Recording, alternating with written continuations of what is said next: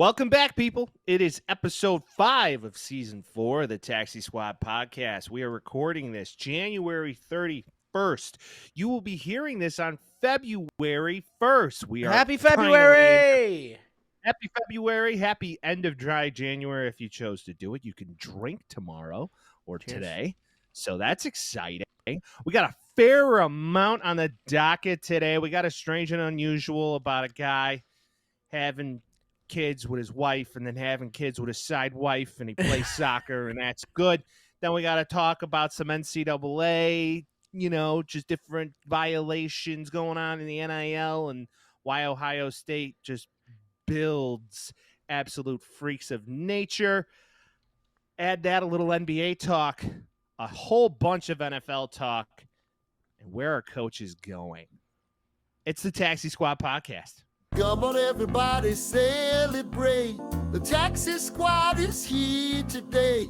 So lose the blues, kick back and relax for now. They talk about sports and stupid stuff. They're probably wrong and it might get rough. So welcome back, it's the Taxi Squad, yeah. Vince, how are you? Good, man. Good, man. Happy February. I got turkeys on my shirt. See that? You got turkeys? Yeah, dude. A bunch of turkeys. I found this in my grandpa's closet, and I was like, why does he have a turkey shirt? My mom's like, I don't know. I'm like, it's my turkey shirt now. It makes me look like I'm a hunter. You're a city hunter. Yeah, man. Everybody's hunting for something. I'm hunting for love, baby boy, but it looks like I'm hunting for some gobble turkeys as well. some booze and some Wrigleyville Strange. No, thank you. No, thanks. All good on that. I don't know if he's hunting turkeys or pigeons. I guess we're going to have to figure it out after the show. Yeah. Check my Instagram for all the updates. So let me get this straight. You went full-blown fucking Gen Z thrifting in your grandpa's closet? I wouldn't call it that. It was kind of like an emotional, sad, like, let's clean out his house because he died thing. Oh. So. Well, I guess I'm a dick. That was a tough thing to bring up. But in a way, yes, I did end up taking a lot of his clothes because, when he bought it way back in the day, style's cyclical, and I like to be a stylish kind of guy. I consider myself a person that tries to be stylish, so... see a couple things I like, and I grab it, and it's good. And my grandpa wore big clothes, even though he's a small man, so it fits a big man. Yeah, I was about to say, I remember he wasn't a very large man from childhood. Like, he was this kind of a beanpole kind of a guy. Yep, he's just a skinny, hardworking Irishman, and he just liked wearing big clothes, which does the favor to me. So I'm wearing this turkey shirt today. So gobble gobble. Did you wear it? Did you wear it to the office? No. I wore work apparel today, and I was like, I'm not wearing work apparel on pod, so change something greener. Never wear work apparel on the pod. Way too dapper for that. Too dapper for that. But what's not too dapper is soccer players. Just out here cream pieing the world. You know what I'm saying, dude? I saw this. This is crazy. This guy. First off, soccer players unhinged. And it's something to remember too, especially in Europe. Like, this is their NFL. These are their high-class athletes. These are the most important guys that are in sports in Europe, essentially. Kyle Walker, he is the right back for Man City. He kind of had a cool story coming up. He fell in love with his high school sweetheart. They ended up coming up. He had to work to get into the Premier League, and then boom, he gets in there, and he's been playing his ass off. All that's fine and dandy. He's a very good player. The reason we bring this up, because he apologized to his pregnant wife, his wife that's pregnant with his fourth kid, if I'm not mistaken. He apologized to her because he knocked up his side piece for the second time. So, two things you learn from this. This man is fertile as hell. He's absolutely fertile. And also, he does not know how to keep himself. Is he fertile, or are the women even more fertile? Yes. It takes two to tango, Mike, right? It does. I mean, this one I'm looking at right here, she's got some wide hips, to put it lightly. What's her name? Yeah. Lauren Goodman. That's a side piece, that right there. His wife, her name is Annie. So this happened before. So before they had kids, he cheated on her with this girl who's an Instagram model. And again, his wife is the high school sweetheart. So they dated. And then he started getting all good. He linked up with this Instagram model, made some bad choices. I apologize, blah, blah, blah. They decided to get married. They started having kids and shit. He does it again. So this is the second time. And he has a couple kids with his wife. She finally divorced him. And good for you, Queen, because this guy's an idiot. And mind you that his wife is goddamn beautiful. So is the Instagram model, obviously. But it's kind of just like, maybe he's living his life because he's in the perfect situation for guys, especially in England. Like, he's the right back for Man City. Like, that's the shit if you're in England, obviously. But come on, man. Like, get your shit together. What are we doing? Well, I mean, professional athletes on the whole aren't exactly the most ethical people on the planet. I mean, LeBron's we've all heard the stories that we know of. Right. So at least they keep it hush-hush. I'm not a LeBron hater, but like it seems like they got their... I'm a complete No, LeBron I'm not a hater. LeBron lover. I don't, gloss our boy up, but like, spade is spade. It seems like he's done all right. Yeah, if we're using LeBron as an example. Now, if we look at, Michael Jordan or Scottie Pippen, right? Those guys were fucking anything that moved. They would fucking think that they could hold it down. Larsa Pippen banging Michael Jordan's son. They're about to get married. Yeah, still doing it. Allegedly, MJ does not approve of that relationship, and him and Scotty, Scotty out here looking like the fucking Cheeto guy. Yeah, even if you don't like each other, there's still respect there, and it's like, what are you doing, Marcus? Come on. Well, I mean, hey, that's his claim to fame. She babysat them, my guy. Dude, it's like the teachers that bang their students. Like, where were they when we were in high school? That but this was like another level of since real adolescence. That's like your preschool teacher being like, "Sup, Mike." Shout out to Miss Cookin. Me too. Me too. As did I. That's how you know you're from the same town. I hope she's still alive. I love that lady. Yeah, I don't know if she'd appreciate that comment. Anyways, Mike, that was 20 years ago plus, brother. Dude, for me, it's 25. That's what I'm saying. No, so you never fucking know. Let's be honest. Oh boy, any hoodle. Yeah. But as far as this guy goes, I mean, hey, Kyle Walker. Let's get back to him. Kyle Walker. So he's a right back. So in theory, and on a soccer field, what would be the equivalent if we're gonna think of hockey? So you got the three guys up top, right? And then you got the defenders, and then you got the goalie on the bottom. And for people that are listening, I'm doing finger puppets. So this guy, if I'm knowing this correctly, I'm not a genius, but this guy is is right here for your view. So he's the right back. He's on the right side and he's back because there's two guys on the outside and then there's two guys in the middle that are defenders. Okay. He's right back. If I'm not mistaken, I'm not a big soccer guy, but so he's kind of like a winger in a way. In a way, but he's not in the front line. He's back. He's the back line, but he's not a defender or a defenseman. I think he might be considered that. They have different names for it, so it's not the same as hockey because there's more guys on the field. So British and weird. But, okay, so the high school sweetheart, which he has 3 kids with, who knows? It could have gotten a fight. And he was like, fuck it. I'm going to go back to the, baby mama. No. The old one. Nope, not the case. So explain, how did it happen? He got injured, and the first time it happened, they were on a break. Right. But I get the whole we're on a break, you can do whatever you want, but impregnating a random Instagram model is a whole different we're on a break. And when you make that much money, I mean, remember Antonio Cromartie had 15 kids? Philip goddamn Rivers, brother. But Antonio Cromartie was just Rivers, picking a bunch of guys. Yeah. Yeah, but Philip Rivers, you have to understand, that is a man of God.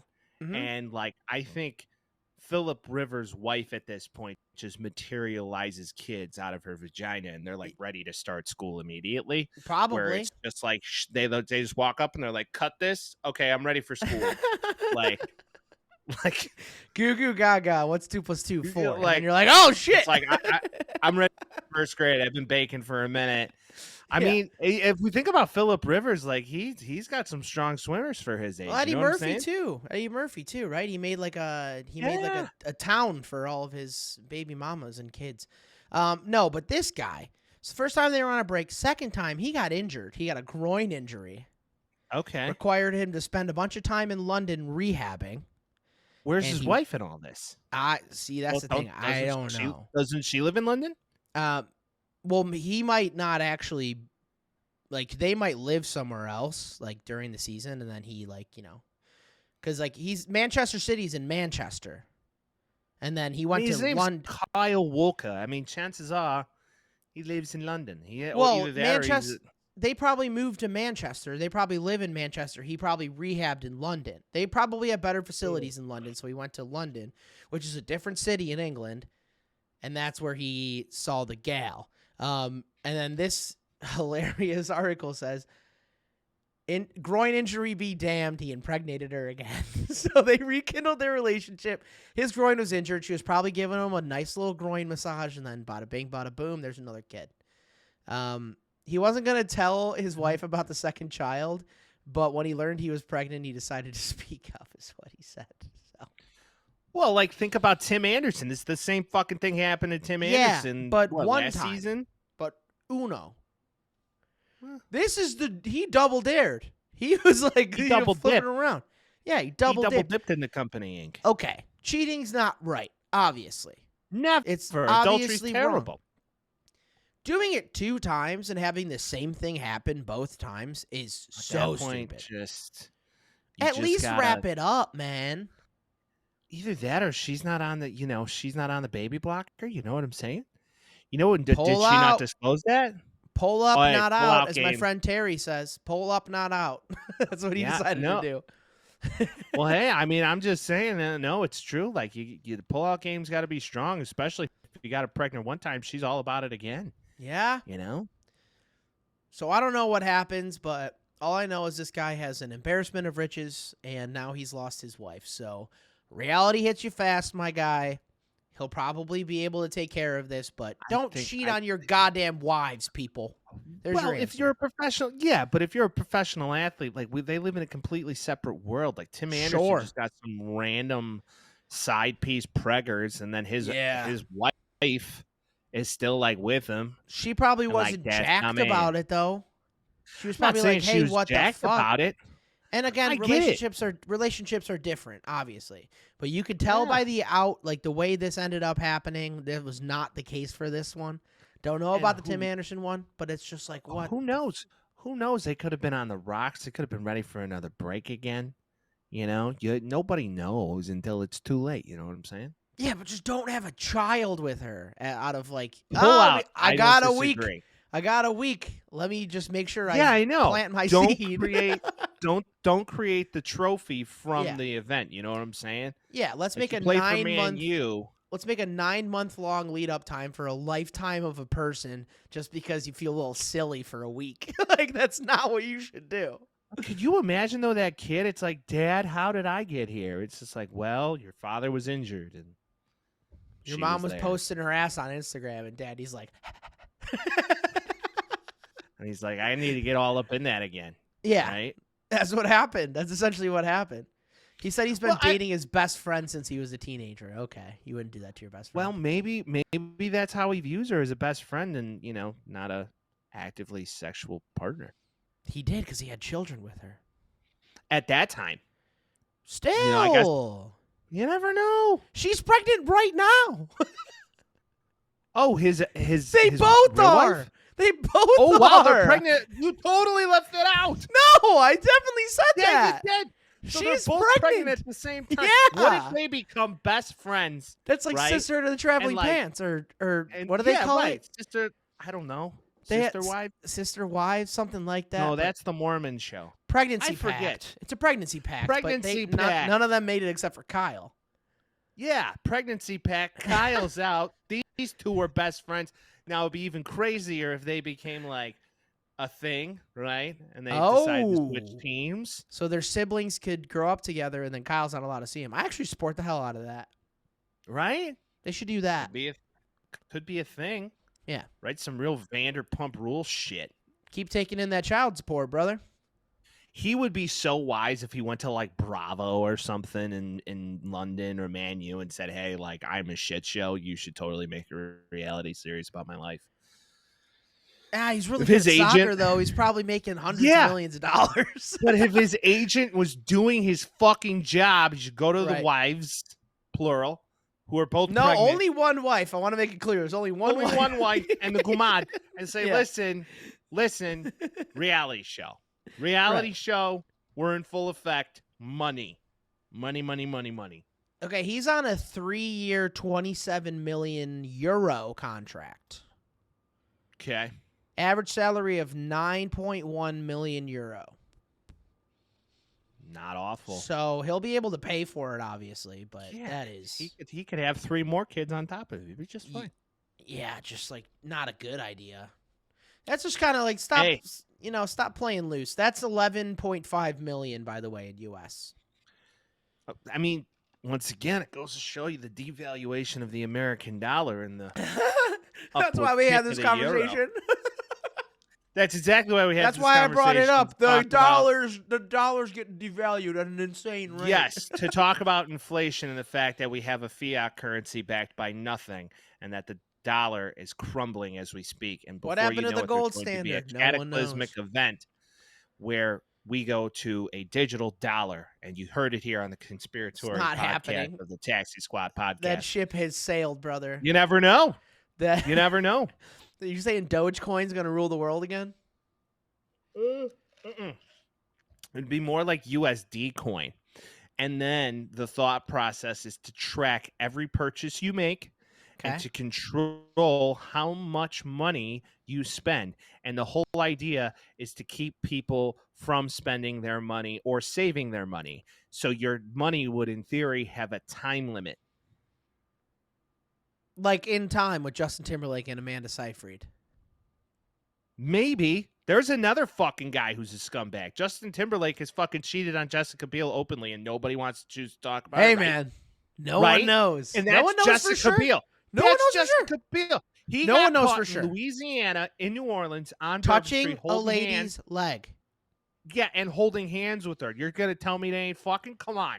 Something different about You got impregnating Jessica a Biel girl. at home. And then I'm You with got you. Jessica Biel at home, cuz. I'm with you. I'm with you 100%. Jessica Biel. I would be so That is loyal. I would be her footstool. Like I would play ottoman for her. That but is Texas Chainsaw. Fucking Yeah, Jessica Biel. but there's a difference between touching someone's knee and then like impregnating your side piece. That's a What whole different show? game. What show was she on? Seventh when we Heaven. were- Yeah, Seventh The Heaven. dad's all fucked up. Yeah, the dad raped people, and that guy was supposed to be like He the was a fucking pedophile. pest, like the fucking poster child of the American dream, and he's out here diddling kids. There was an episode where they got mad at their kid for smoking weed, and then the mom's Oh, like, it's the greatest. the mom's like, I smoked weed once, and he's like, what? And then she should have been like, why you diddling kids, you fucking freak? What are we doing here? right, and then they get really mad about the brother. He's like, "Did you see how your brother looked at you? Yeah. You fucking marijuana addict." Yeah. Back then, learned it was such like the great forbidden things. fruit, It's and now so it's like funny. legal everywhere. And it's funny because, like, meanwhile, Snoop Dogg was probably, like, just chilling, like, 25, just, like, watching Willie Seventh Nelson. Heaven. Yeah. Yeah. No, now you walk into a fucking dispensary, it's like going to the Apple store. You guys want to talk to my bud like- tender real quick? He's got some hot fire. You're Like like, walk what the in, and fuck it's did like, you are just you say? trying to read a book or take a nap? Yeah. It's like, do you Like- want some sour diesel triple omega 55? And you're like, the fuck does that mean? Like, you don't Please. understand the lengths that we had to go through in high school to go Yeah. purchase pot. It's like Can you I met a have two? fucking random. And Can I order a half from you, or 2 grams, or an eighth? Yeah. like, like, that's not how it works here, risking- brother. Risking getting arrested in life and all this happy good shit to go buy a gram of pot. Yep. Like, And now you can allegedly, get Flintstone allegedly, edibles. allegedly we would do these things, but like truly, I never like, did. fucking just I never risk did. it I all. waited till I was 21. I was a good boy. 21. Can you do yeah. something more? No, but yeah, dispensaries are literally insane. Every time I walk in there, I'm like, this still feels illegal. So there you go. Yeah. Haven't went into one in a long time. Support local businesses, years. small businesses. It's been moons. It's been moons. It's been Yeah. many moons. Many moons ago. Anyways, take care of your wife. Don't cheat on your wife. That's the moral of the story. yes. Now let's talk about college football players who bang everything that moves. Okay. Ohio Damn. State. Oh, the Ohio State University. Yep. I sent Vince this really neat little graphic of NFL Rookie of the Years over the past like 6 years now. Yep. Okay. In 2022, it was Garrett Wilson. In 2020, it was Chase Young. Hello? Yeah, I just want to make a caveat. There's always an offense and a defensive. So this is offense and defense, just so people know. It's not like I but think go they on, could sorry. figure it out. Yeah, I understand. I don't but there's an know. I offense feel and like defense. some of these guys, are you dumb? I don't think so. I love you, but like You pay attention to the footballs. I think it could kind of figure this out. you never We're just told me if saying you're at dumb the or not. No one's ever told me. At the alarming clip, at Ohio State players are out here getting fucking just Rookie of the Years is truly impressive. Yeah. I mean, it's insane. And CJ Stroud's obviously getting it this year. This You is think he is? You think? Oh, I thought you were being serious. I'm like, yeah. Yeah, he is, man. Unless like they give it to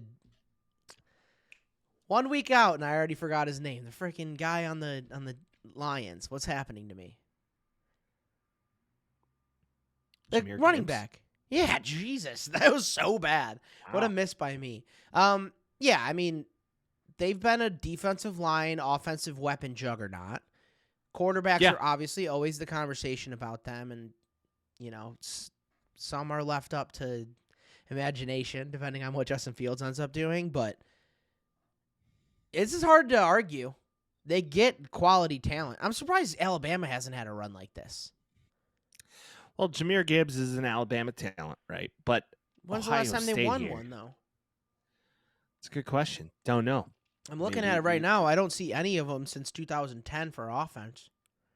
I mean, I'm assuming it was Julio Jones. Where did Eddie Lacy go? Eddie Lacy just ate himself out of the league. Yeah, where'd he go to college, though? Alabama. Oh, so he won. Oh, Eddie Lacy did? That's Yeah, before he got that's before he got the chubs. Yep. I love Big Boy Eddie. Outside of that, though, Big Boy Eddie. there's like no one. Yeah, Big Boy Eddie was a dog in his time. I mean, when he was not eating. But back to the point. So, Offensive Rookie of the Year 2022, Garrett Wilson. Yep. Defensive Rookie of the Year 2020, Chase Young. Defensive Rookie in the Year 2019, Nick Bosa. Defensive Rookie of the Year, Marshawn Lattimore 2017. And then Defensive Rookie of the Year, Joey Bosa 2016. What's insane to me about this is that there's a brother group in this that's just truly impressive. Yeah, I mean, they're obviously beasts. For some reason, looking at this graphic again now, it's insane to me that Marshawn Lattimore, I guess 2017 is a long time ago. Like 2017 is 7 years ago, 6 or 7 years ago now. I know. But it feels like Marshawn Lattimore's been in the league for like 12 years. But I think that's just because like really early on he had the whole defensive pass interference thing and he gets in a lot of fights and all that shit. But yeah, it is crazy. Just to look at this list, you're like, you have absolute units on the line. Chase Young, say what you will, he had a good rookie season. He hasn't been very good recently, especially after the trade didn't really work out that well. But he's in the Super Bowl, so you can't get mad at him. Kind of disappeared. I told you this. I want to make that clear. I said this when the trades went down. The Montez Sweat trade. We got the better guy. Supposedly. Allegedly, we got the better guy. Okay, we fair did. enough. Allegedly. My ass. He played his ass off at the end of the year. Regardless, maybe do the Texans get both offense and defensive rookie of the year this year? Or is that Kalijah Cansey? I don't know, man. I don't think Will it's Anderson going was to pretty good. both ways. Will Anderson was very good. I don't know if he gets that. Maybe. I mean, it'd be sick if the same team got defensive and offensive rookie of the year. I don't think it's any doubt CJ Stroud cemented himself as the offensive rookie of the year in the NFL this year. I mean, he was an absolute rocket. I mean, he fucking destroyed people. He had the best interception to touchdown ratio in all of the NFL this season amongst all starting quarterbacks. As so a rookie, impressive and that's a full quarterback stat. I just think about like if he would have been able to stay with Tank Dell through the rest of the year, what they would have been capable of doing. Would have been pretty impressive. If you told Houston, hey, you guys are going to make it to a divisional round this year, they're like, fuck yeah. Like, give me some of that. Yeah, no, I agree 1,000%. I think that this is something that they'll be back in this game, but just once again, just the impressive amount of talent that gets through Ohio State in general.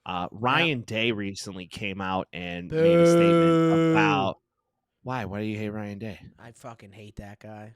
He's just talking shit on. It's just talking shit on Lou Holtz, dude. Lou Holtz started talking shit about him in the first place, and Hey. then he retaliated. And I didn't. He was really on TV. appreciate Ryan that. Day's like, let me tell you something about Lou Holtz. Like on TV, you're like, why are you yelling at me, Ryan? Do you remember That's that? after he just beat your fucking Golden Domers, in Which a you last-minute said wasn't a game. big deal. You said it wasn't a big deal. I mean, it really wasn't. Then why was he freaking out? Once again, I told you they would play in the Potato Bowl. And what bowl did they play in? Alamo? My bad. I don't know what they played. So in once that. again, I barely watched they it. They might as well play in the fucking Potato Bowl. All the Sam seniors were sitting. What's the point of doing that? I'm just saying that. I'm with you. I agree with you. Yeah.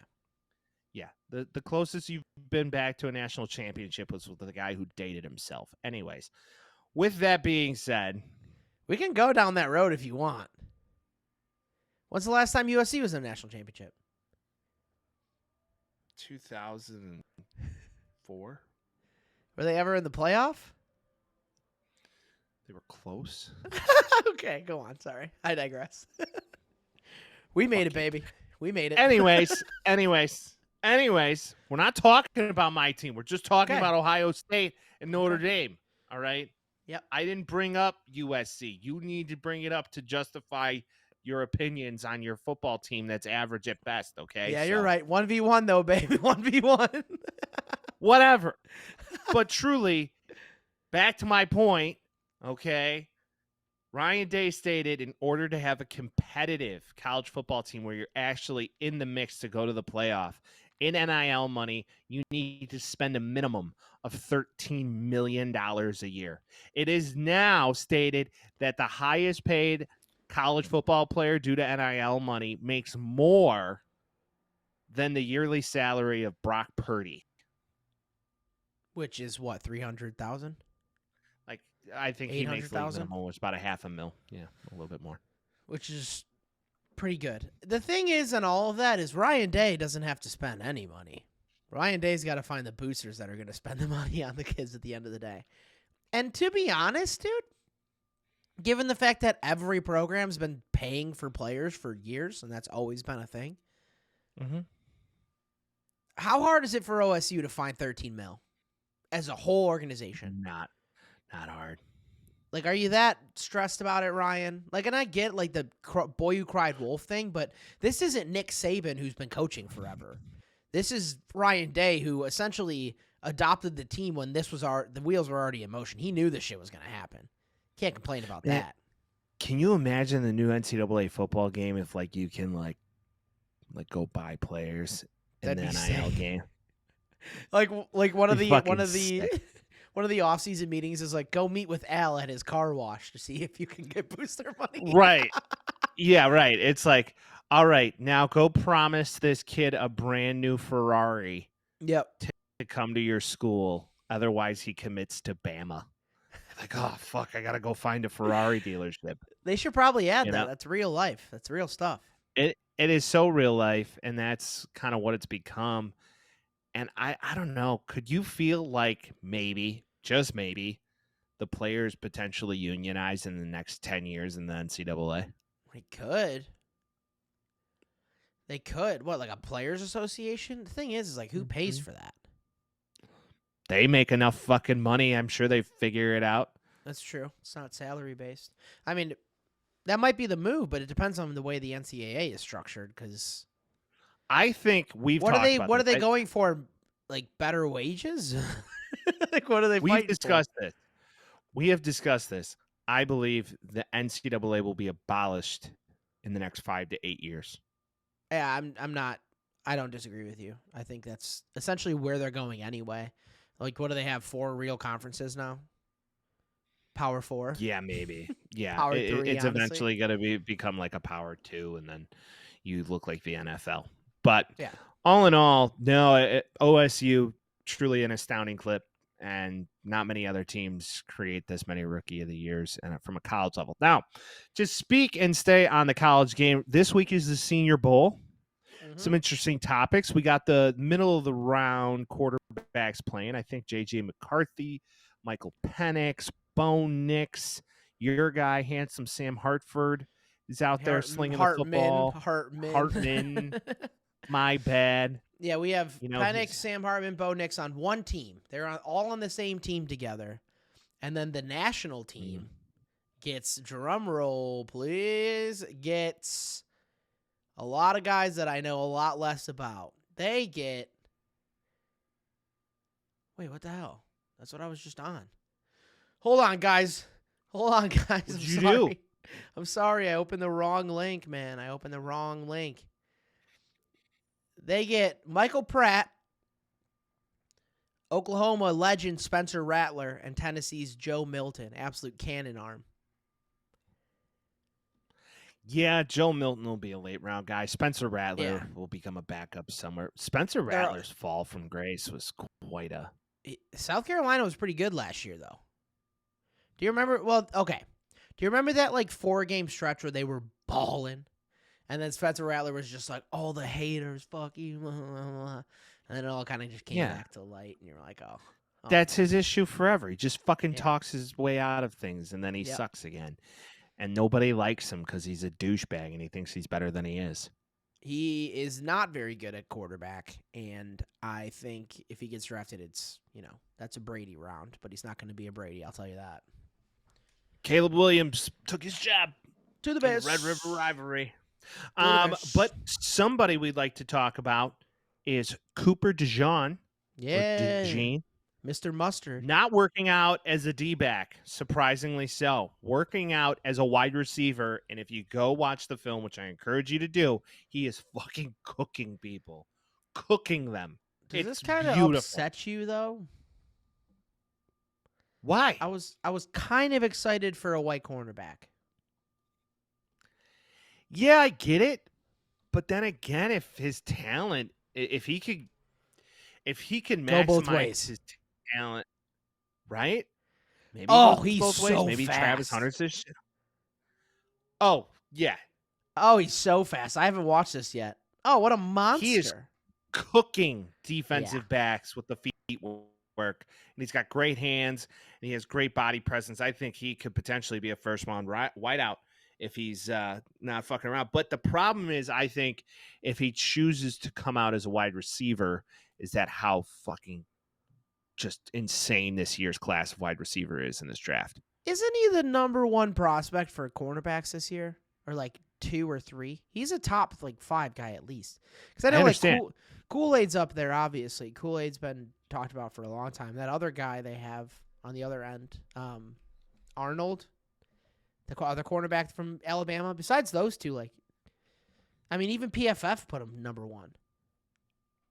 Yeah. I don't know why you would move positions if you're a top choice. Maybe they just want to see him. Maybe they just want to see him, right? Edelman played quarterback. Edelman played quarterback, not cornerback. And corner. He played D-back his first year in the NFL. Really? Yeah, because he didn't have a position. He was kind of like a toolsy guy, and they were like, throw him in there. The more Interesting. you know. He played quarterback at Kent State. He played D-back for the Patriots for 1 year. Yeah, because he was just trying to get on the field. In other news, we would be completely silly if we didn't talk about it. Former and current New England Patriot, and maybe he won't be, gentleman by the name of Keishon Butte Okay. is under investigation in a warrant issued for his arrest in Louisiana. Authorities it. alleged that Butte placed at least 8,927 online bets between April 6, 2022 and May 7th, 2023, which encompassed his final season playing for LSU. At the time of the alleged wagers, Booty was 20 years old and not legally allowed to gamble in the state. What? And now the NFL is investigating him as well. What was the number again? 8,000 what? He made a total of 8,927 online bets at his time at LSU. To add insult to injury, he would bet on himself in his own games. You should bet on yourself if you're going to do it. Mind you, that's just about 24 to 25 bets a day. For a full year. This poor guy you just got to plead insanity and say, I have an addiction. That's the best. If I'm him, that's the best way to get out of this. Yeah, it's insane. Oh my God. That's scary. Now, he was arrested last week on charges of computer fraud and gaming prohibited for persons under 21. Butte allegedly placed, some are rounding up, 9,000 bets. His wagers also allegedly including bets on his LSU football games, though his actions in said games are not in question.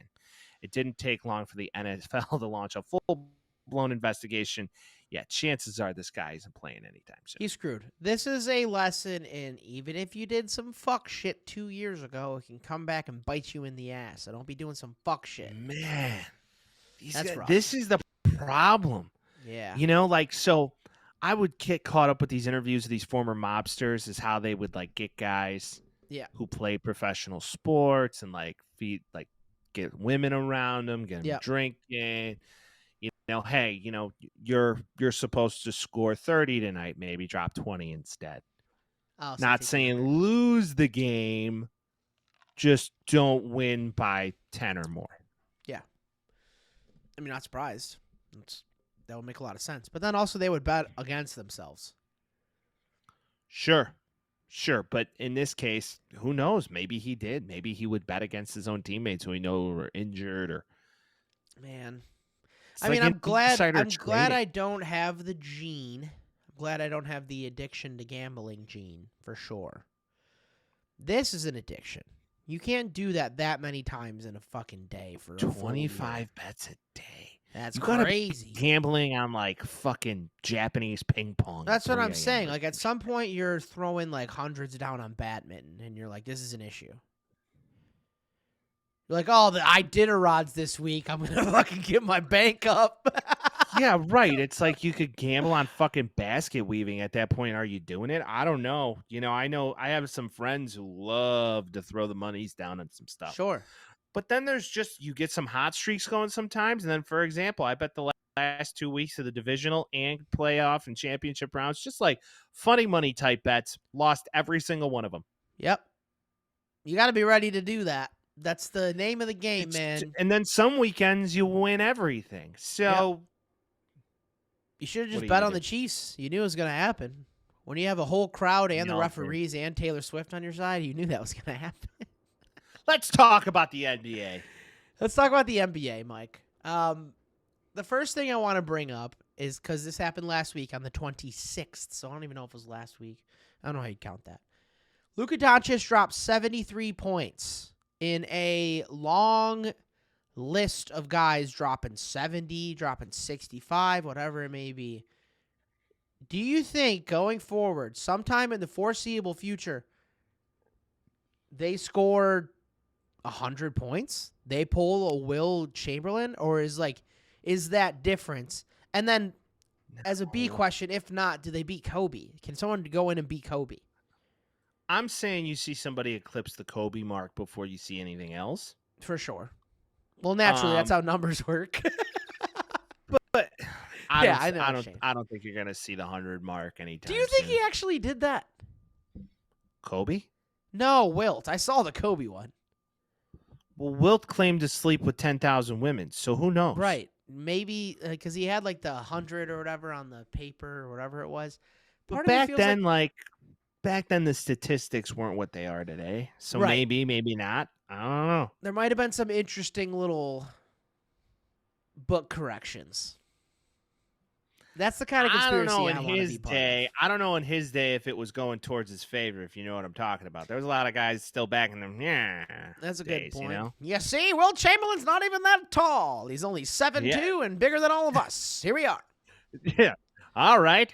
We're gonna see if old Donley can block Wilt and fuck. It's Yeah, just no. impossible. I mean, that's the only Yeah. argument you can make is that he was playing against a bunch of like union electricians. Like he wasn't like he was Yeah. going ham against Yeah. NBA guys, but just the fact that Luka threw 73 down and B obviously eclipses 70. Booker's done it in the past. Like we're getting closer to a point, especially with the 140 plus games that we're getting at this point, which I don't love personally, but we're getting close to a point where it's like this is feasible now. Like Clay dropped It's- like 45 in the first quarter one time, didn't he? Or 40? Like insane. Yeah, it is the game anymore of the quickest to get to 200 potentially. Like Yeah. truly, it is. Who can ever get to 150 before the next team? You know, that's kind of what this game has become. There's no defense because the NBA doesn't want defense. They want scoring. Yeah. Right? So People like like to see the where ball in the growing up, you know, they taught you how to drive. They taught you how to shoot inside the 3-point range. Now they're just teaching kids to fucking light that thing up from, you Right. know, 30 feet. and hope 3 for is the more best. than 2, which is Well, one of the I funny get arguments it. that Steph Curry would make. No, I'm with it. Like I understand what he's saying. I don't love it. I like the whole like feed your big man. Like get the guy down there, let him eat, But like that kind of deal. the- But The day of the big man being fucking Shaq big and fucking jacked, wide ass shoulders and just a Embiid's pretty large fucking specimen. big, of- man. Who? Giannis is pretty fucking big. Embiid and Giannis. are pretty Giannis big. and Embiid are probably the last of the prototypical big man, but now you see this Wembanyama kid out here looking like just like a bag of bones. Never rolling forget what around the Giannis court. looked like when he got into the league, though. I get it, but Do you remember Giannis that? He even was still, a don't get- stick. Go back and look at the size of Shaq, man. Yeah. I mean, Shaq looked like a fucking defensive end playing center. Yeah, Skinny in the Shaq was NFL. huge. Fat Shaq was huge, but Skinny Shaq was huge. There really wasn't a skinny Shaq. There was a Jack Shaq. The First skinniest year Shaq was, LSU Shaq was like he was lean. He was lean. That's the best Yeah, way to and then- explain it. and then HGH happened, you know? Could have been, or he could have just been like maxing on those in and outs in Los Angeles for a couple of years. I don't know, man. I still think he's a monster. But No, he the is. I day love of that guy. the large, like even Akeem Olajuwon, huge individual. Yep. So Regretful draft the pick, day but of huge the- individual. the day of the largest big men are kind of dead. Now they're supposed to shoot and Yeah, be a mass dual threat. wise, It's, we're gonna have yeah. a couple 7'6" guys that are just obscenely talented at like, handling the just- ball and shooting and shit. back then, like the Yao Ming and Shaqs of the world, granted athletic, but not this athletic. Yeah, and Yao Ming can Like- only last like 6 years or whatever, 7 years before he broke down. Like there's Well, a yeah. level of shit. Needless to say, on the whole, the Asian culture is not supposed to be that big. He was like an I anomaly. guess. Yeah, yeah. There's some tall Asian guys too. There's definitely some tall Asian guys, but Yeah. regardless, I believe that Kobe gets passed in the next couple of years. It's gonna be a big deal, and I kind of want it to be Anthony Edwards because if there's one man that has looked like Michael Jordan in the flesh playing basketball, it's Anthony fucking Edwards. Have you watched this guy? Anthony Edwards is on something else. I'm sending you clips all the time too, just dunking. How and did shit. the Like, it's Bulls not fucking pick obscene. him? Did we not have the opportunity to? or He was that just- 1-1. He was 1-1. Makes sense. I mean, Yeah. he's a fucking dog. And you put him with the two towers in the middle, dude, the Gobert and Cat, and again, Cat almost fucking outscored Doncic and Embiid too. It's like He's a zesty guy. He's a zesty guy. Do you think Cat gets his nails done after a big game as a little reward? He could. He could. Who knows? Let the guy For live. sure. I mean, his girlfriend's it's just beautiful, so I'm happy for him.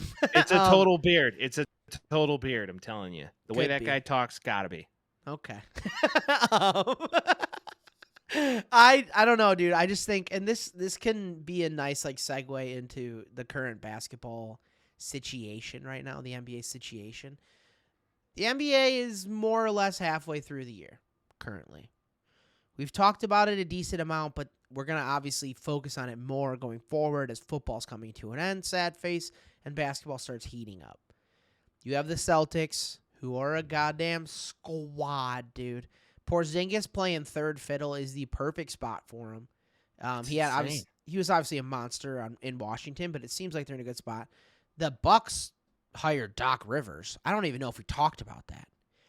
We talked about that. Like, we saw it come through like the day of, and then Doc Rivers coming out. It's like, I wish this upon nobody. It's like, you get like the best team in the league. Shut the fuck up. And so you know what happened. We can do some revisionist history now, but Doc Rivers was a special assistant to the team, and Adrian Griffin was the head coach because Doc Rivers was on ESPN or whatever, so he wasn't like outwardly part of the team.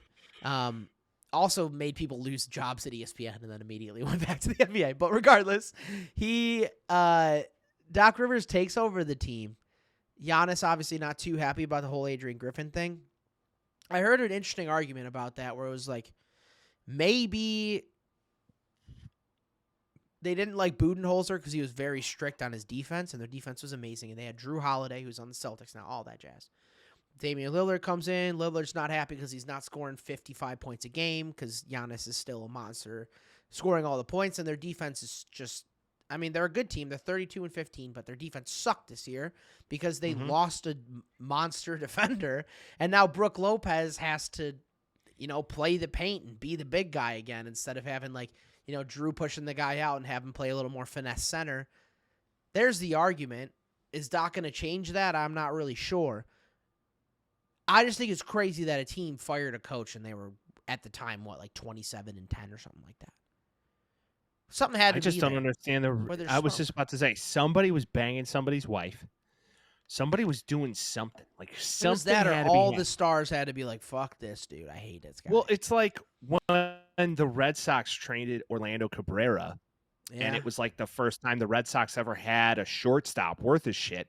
Yeah. Well, after years and years of speculation as to why did they do that, turns out Orlando Cabrera was banging Manny Ramirez's wife. So, like I said, chances are a lot of this stuff doesn't come to light until like a long time after the fact, but something was going on. Orlando Cabrera is such a baller. I love that guy. He was, and he was one had to go. Year. He was a White Sox for 2 seconds. And then, we fucked that up because we do stuff like that. And also, good idea keeping Manny, guys. Just saying. Solid call. Yeah, Manny, man. Red Sox Manny. I don't know if there was a more dominant hitter in baseball. Still playing baseball. Manny Ramirez. Yeah, in Japan, isn't he? Yeah, he's still playing professional baseball. He's 45 years old. It's really wild. 2026, the Taxi Squad podcast will be in Japan for the World Baseball Classic. We'll be in Japan for the baseball. Will be the largest thing they ever seen.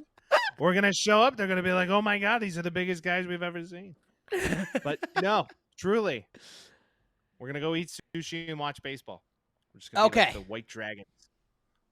Looking at the Western Conference right now, we can talk about the Bulls. I'm going to the Bulls game on Saturday. They're 22-26. They stink. Pat Williams wants a max contract. He stinks. Get him out of here. I don't want to see any of it. That's all my opinions on it. He stinks. He stinks. Something smells in here, and it's Pat Williams. Thanks. And then also, they're not making any moves at the deadline. Yeah, they're out or in because supposedly the front office isn't completely sure they're able to completely refurbish the team, which means that comes from the top, baby. That means they can't spend money on guys because Jerry's poor, and we've always known that. He's got to move a baseball team. That's what he's got to do. He's got to move a baseball team. He's got to move them across town. It's got to be right off the water. A couple blocks. We're going to have water taxis. It's going to be beautiful. Are we going to spend any money on the team? No, we're going to be horrible still, but you'll have a great ballpark. And that's going to happen. Probably. All right. Other Other it's side, happening. Timberwolves, we talked about them. They're really good. They're really good. They're the best team in the West right now, unless it changes tonight, depending on how the games go. Nuggets are still a squad. Now, the next two, and I guess number 6 we can talk about too. The Thunder are finally in contention. It seems like everybody's really fucking good. They're Chet Holmgren somehow, speaking of skinny tall boys, Chet Holmgren is like the skinniest, tallest boy on planet Earth. Looks like Josh Giddey isn't getting investigated all that much, so it seems Good like for Josh Giddey. I guess depending as long as nothing really fucked up happened, we're all As good long there. as he stays away from majority of high schools in and around the Yeah. OKC area and Tulsa. Right. Shea Oh, Gilgeous-Alexander. in other news, squirrel moment, but in other news, downtown Oklahoma City is actually in the running for the largest skyscraper in the world. What, to build it? Uh-huh. Why? Put 'Cause there's OKC room? on the map, baby. I guess. Right by Scissortail Park. It's How gonna be- that has to be huge, dude. Isn't the Burj Khalifa like enormous? It's supposed to be the tallest structure in the continental U.S. Now, I don't know. Oh, not in the world. It's going to be Burj Khalifa big. It's going to be pretty Got it. fucking big. Okay, so bigger than the I should have Sears said Tower. continental U.S. or the Trump I Tower or digressed. whatever it is. Okay. Yeah. So Shea Correct. Gilgeous-Alexander is top 5 in points, top 5 in assists. He leads the league in steals. He's a fucking monster. The Clippers experiment. Kawhi Leonard meets Paul George meets James Harden is going all right, Mike. Can it last? It only took like 4 fucking years. Yeah, I hope Well, so. James Harden got there these this guys year, are dude. just- And Russell Westbrook, for what it's worth. I Yeah. know, but Kawhi didn't basically play at all last year because he was Yeah. injured. And then Paul George, same thing. I mean, it's just like, yeah, when these guys are all together and playing at the top of their ability, is it a surprise that 2 of the best NBA players over the past decade are this fucking good? No, It's only it's not surprising a 'cause surprise we haven't seen it come to fruition. It seems like this is because 8-2. they take years off to go fuck around in SoCal and do whatever the fuck they want on their $100 million contract. I and don't know if that go, was what "Oh, Kawhi was doing. my I don't know if that was. ankle. I tore my ass, and you can go on vacation. Ben Simmons has made a fucking career out of it. Okay, though. You can't compare What? Kawhi Leonard to Ben Simmons. Over the past 2 years, they could. These guys figured out the life hack. You get paid a max, and then you go on vacation for That's a fucking year. obscene. No way. Even No, it is Kawhi not Leonard. obscene. Even It's Kawhi a Leonard life hack. missing time. Even Kawhi. It is All right. sick. Even Kawhi Leonard Time out. missing time. He is Time considerably out. better than Ben Simmons. Time the fuck out. If I told you tomorrow I'm going to give you $100 million, and if you wanted to, you could fake an injury and go on vacation in the south of France for the rest of the fucking year on a yacht, would you? Yeah, anybody would. All right, to my point, it's real. Kind of. Yeah, kind of. Ben Simmons Kinda. again. Ben It's Simmons human is nature. Ben Simmons is a way different scenario. Kawhi Leonard Oh, was yeah? at the games. Kawhi Leonard was at the games. Ben Simmons was doing whatever the fuck he wanted. Ben Simmons is a joke. He's played like shit this year. He's a joke. He's done. He's finished. We're finished with him. I hate Kawhi it. Leonard was a bit of a different scenario. James Harden, obvious prima donna. Russell Westbrook, coming back around on him. I love me some Russell Westbrook, dude. This guy he's became a sideline reporter. He was doing other types of reporting. He became a sideline reporter, and Russell Westbrook's like, "Oh, you're down here now. Congratulations." All that stuff. Being a nice guy. I love that. I like to see it. And the Clippers are in 4th in the West, and they're better than the See, Lakers. Yes, they like, are. oh yeah, and then LeBron's comments like, "We could lose to the best team in the league, or we could beat the best team in the league." Blah, blah, blah. They stink. Fuck you, LeBron. Yep. Good. I'm happy they stink. That whole experiment of him leaving Cleveland again has worked miserably, and I'm happy it did. Him and his Akron They schools won. fucking their They horrible won a match. championship.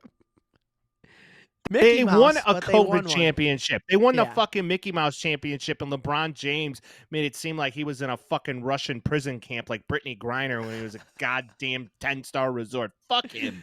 Fuck him. remember when he called Taiwan like, instead of China? Yeah, right. And then like he's like, oh man, like you're just stuck in his room, and then it's just like blood coming down the walls, like just shining. Yeah. It's like, shut the fuck up, bro. I forgot who was talking about the other day. It was a foreign guy, and the thing is, the New Zealand guy, fucking what's his nuts from OKC? Oh, Steven Adams. Steven Adams. Okay. He was like, it's a 5-star resort, bro. Yeah. He wasn't even responding to LeBron. He was like, it was okay. Yeah, we were like in a 5-star resort. It was good. Like, everything was taken care of. No, we kind of just went and did it. Yeah, he's like, it's not like we're staying in a prison. He's like, it's a 5-star resort, mate. And LeBron's like, everything hurt and I miss my wife. You're like, fuck off.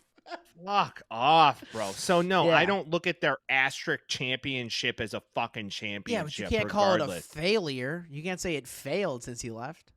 They played a half a season because that's all him and fucking what's his nuts could last. I anyways. understand. Anthony, what? You're calling it a failure, and it technically in the record books is the same amount that he's done in Cleveland for the entire time. It should have an asterisk next to it, just like the I agree. Dodgers championship as well. Okay, let's talk about your boys in Phoenix. Phoenix. 6th place in the they're- West right now. Supposed to be a okay. squad. 8-2 in the last 10, so they're heating up just like the Clippers. Is it They almost sustainable? lost to the Bulls, except Right. KD just fucking.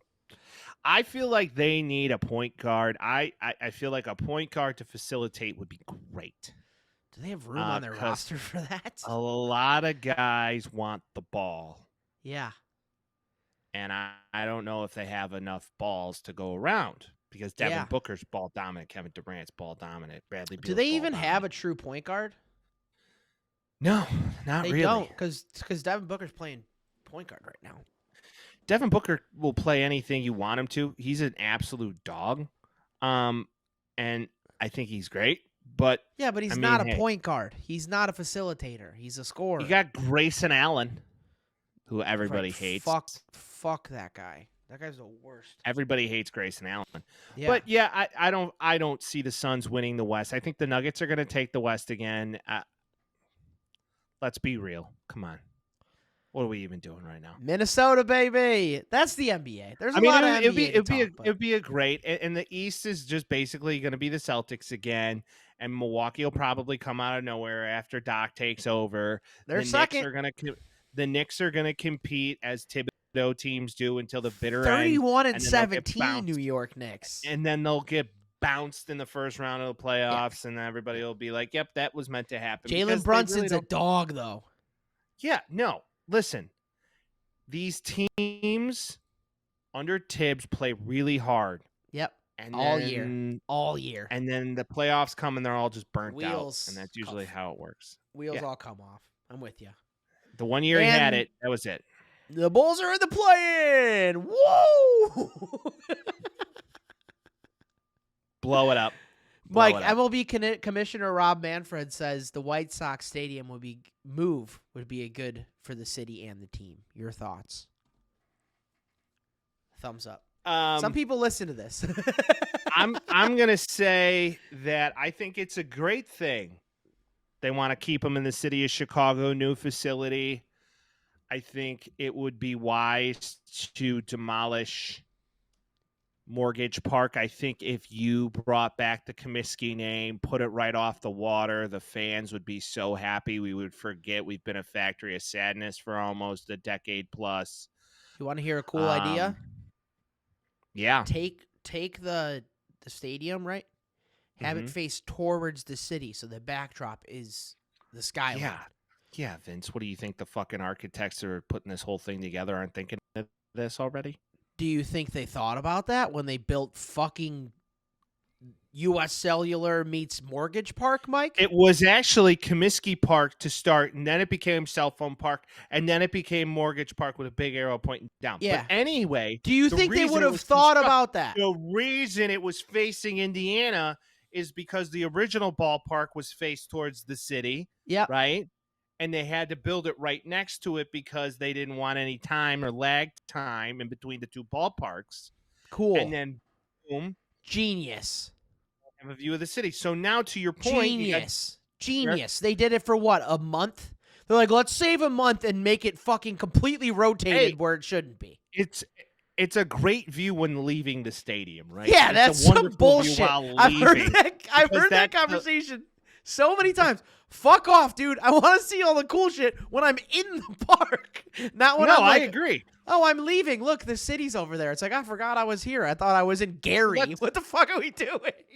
Let's face it, the best, 10 minutes of any White Sox game over the past decade is literally leaving. So, except for the Lurie home run game, brother. What a time. Yeah, except for the Lurie home run game and Tim Anderson's first game. Vince and I were both there for that game. That was cool. On a win, by the way. Wearing number 12 hit a double down the line. It was sick. Yeah, we were both watching that game in full effect. It was a great day. It was my birthday. Almost 8 years ago. That was my 21st birthday. God, baby boy. Yeah. Where's all the Not time anymore. go? I'm an old man. Yeah, something like that. That's before we even knew what this was going to be. But yeah, I think it's exciting, but then again, I also think it's money that could be used towards building a franchise desperately in need of new growth.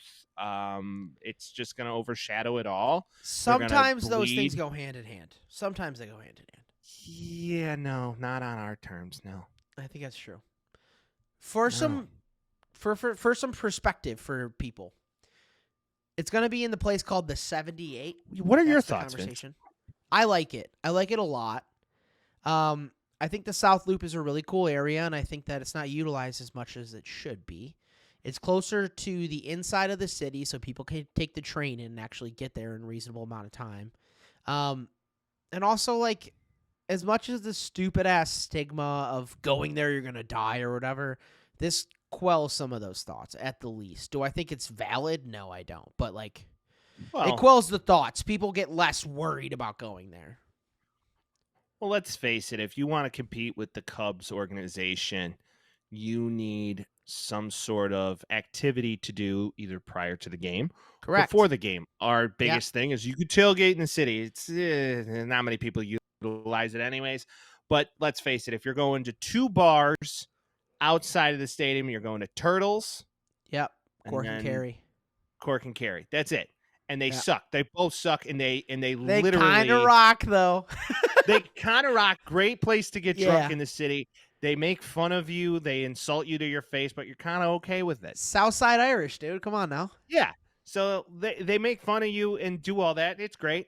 But I think it would be wonderful for the franchise as a whole. It's far better than moving to Nashville. I think the city of Chicago would like it. You don't have to go an extra, 15 blocks in the wrong direction. You could stay in a nicer area. Yeah. Because there have been times walking into this ballpark, you see the ballistic casings from the shootings earlier that day. Well, what about the FUPA gun?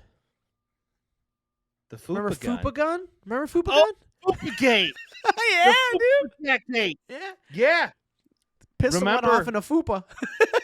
Pistol went off at the end of last season, final game of the year at some lady's upper fat area. Yep. And she snuck it into the game under a roll. Like, creativity at its finest. I guess so, truly. Yeah. You wear a belt and you just make a little flap out of it. FUPA-gate. Before we finish with this, I just want to shed some light for some people that don't know what's going on with this. So the area is going to be called the 78. It's in the South Loop, and it's situated pretty nicely because it's right on the river. So ideally, when you go into the park, one side's the Chicago River, other side's the whole city. So you look out of the outfield and you see the city skyline. The city skyline. The skitty.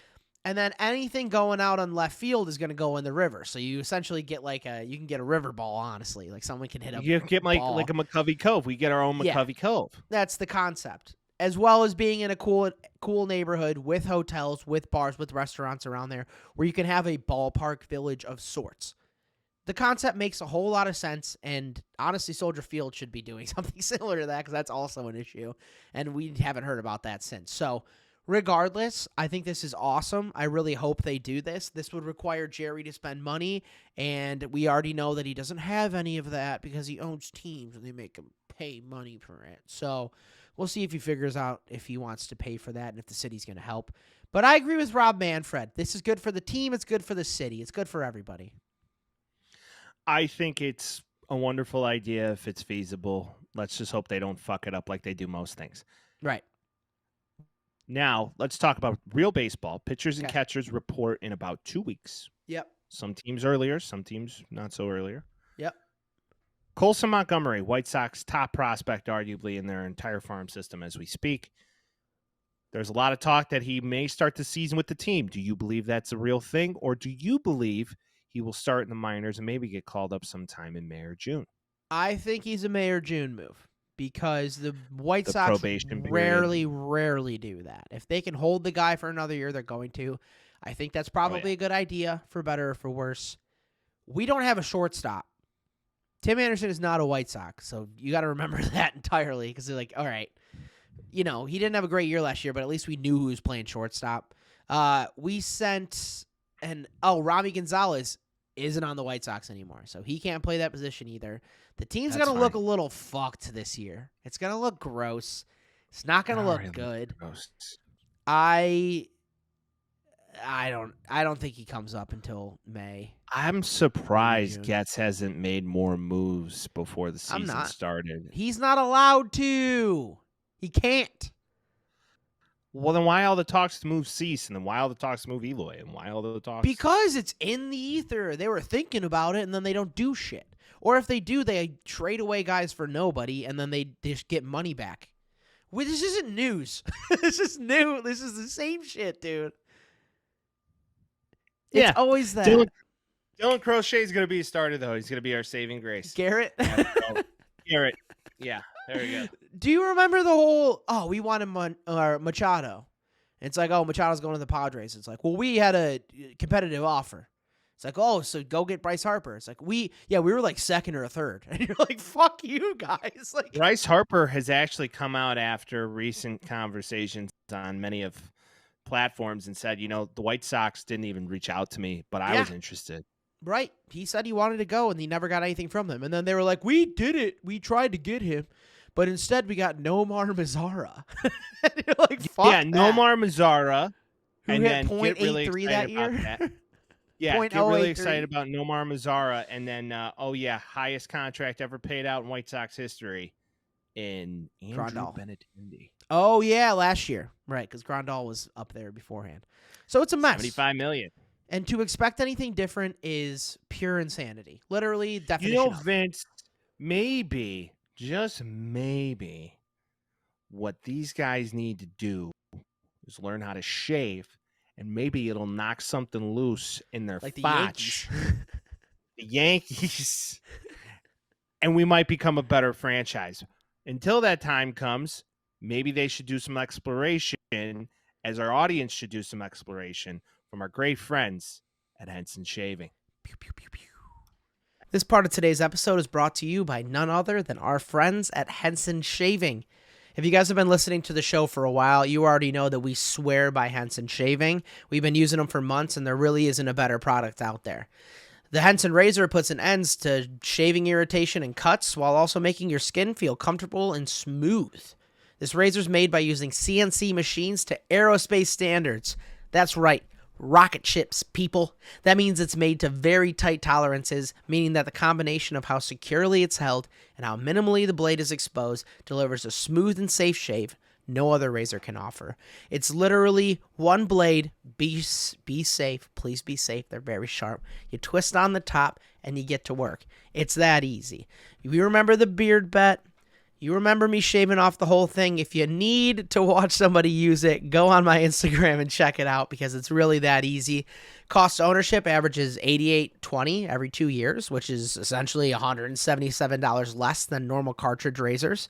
They're sustainable. It's precise. It's Henson Shaving. It's got a nice weight to it. It's made out of metal. None of this plastic garbage. So please use the promo code THETAXISQUAD, THETAXISQUAD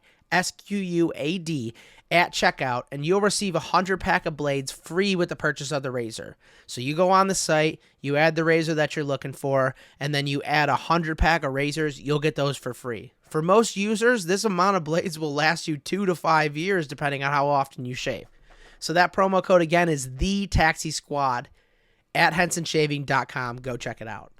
The NFL! The NFL officially has 1.5 weeks. Is that what we're calling this? I guess if you count the Pro Bowl, but who wants No, to watch that? not called the shitbag Pro of Bowl a anymore. game? They're the Pro Bowl What's it games. Spare me. Are they going Yawn. to have that big old throw competition where like they used to, where like guys throw the football, like to see who can throw it the furthest? Yeah, where game? there was like the Bledsoe one, and then you have like the Brady Manning one. All those rocked. Those were cool. I dug it. I don't know if they're going to do that or not, but the Pro Bowl rosters got announced. Geno Smith's a Pro Bowler, like whatever. Like, what are we watching here? Right. It's just a big like, hey, you get to go to Orlando and Is it fuck in around Orlando? for It's a not in few- Hawaii? I think it's those games haven't been in Hawaii in like a decade. That's such garbage. The What's the last point time of even they were in going? Hawaii, the last time they were in Hawaii is when Kobe died, and then it was like, get the fuck out of here. Yeah, that would have been around that time. Jesus. Yeah, no, I don't know. The Pro Bowl is so whatever. I almost don't want to talk about it at all. I don't care. I don't care about the Pro Bowl at all. I could care less about the fucking Pro Bowl. It's just silly nanny nonsense. One thing that's happening is coaches are flying. So Raheem Morris to the Falcons. Coaches are moving and shaking. David Canales, did I say that right? I don't know if I said it right on TikTok. I don't know if I said it right here. He's to the Panthers. Interesting hire. Mhm. And then Mike McDonald, head coach of Seattle. There were some rumblings about him going to a couple different teams. He goes to head coach Seattle, meaning that one job is left because why, Mike? You don't know me, but I'm your head coach. I was living in Baltimore. head coach. Okay, what? If you don't get that, you're too young to listen to this podcast. If you don't get that, you don't like the Doobie Brothers when they were McDonaldized. It's great. It's great. It's okay. I was talking about Let's Ben continue. Johnson. Oh. Why isn't Ben Johnson So- the head coach of the Commanders, Mike? Because he wanted $15 million a year, allegedly, to become the head coach of the Washington Commanders, which to me was like, pay me a bag or I'm out. Correct. So, I think that's exactly what it was. He's like, I want to stay with Detroit. At least this is what I think. There's no backing to it. It's just a way that my brain would think about it. This team got really close. If he wins a championship with them, he's got even more clout points or whatever you want to call it. But if you'll give me 15 mil, I'll go. That's what it seems like it was. It's like, I really don't want to, but if you give me 15 mil, I got you.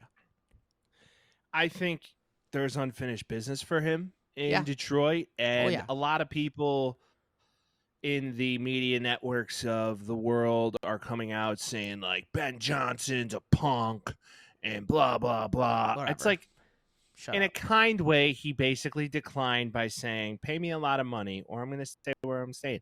And I Right. think ultimately, yeah, he could have came out and said that, but you don't know if you don't shoot your shot.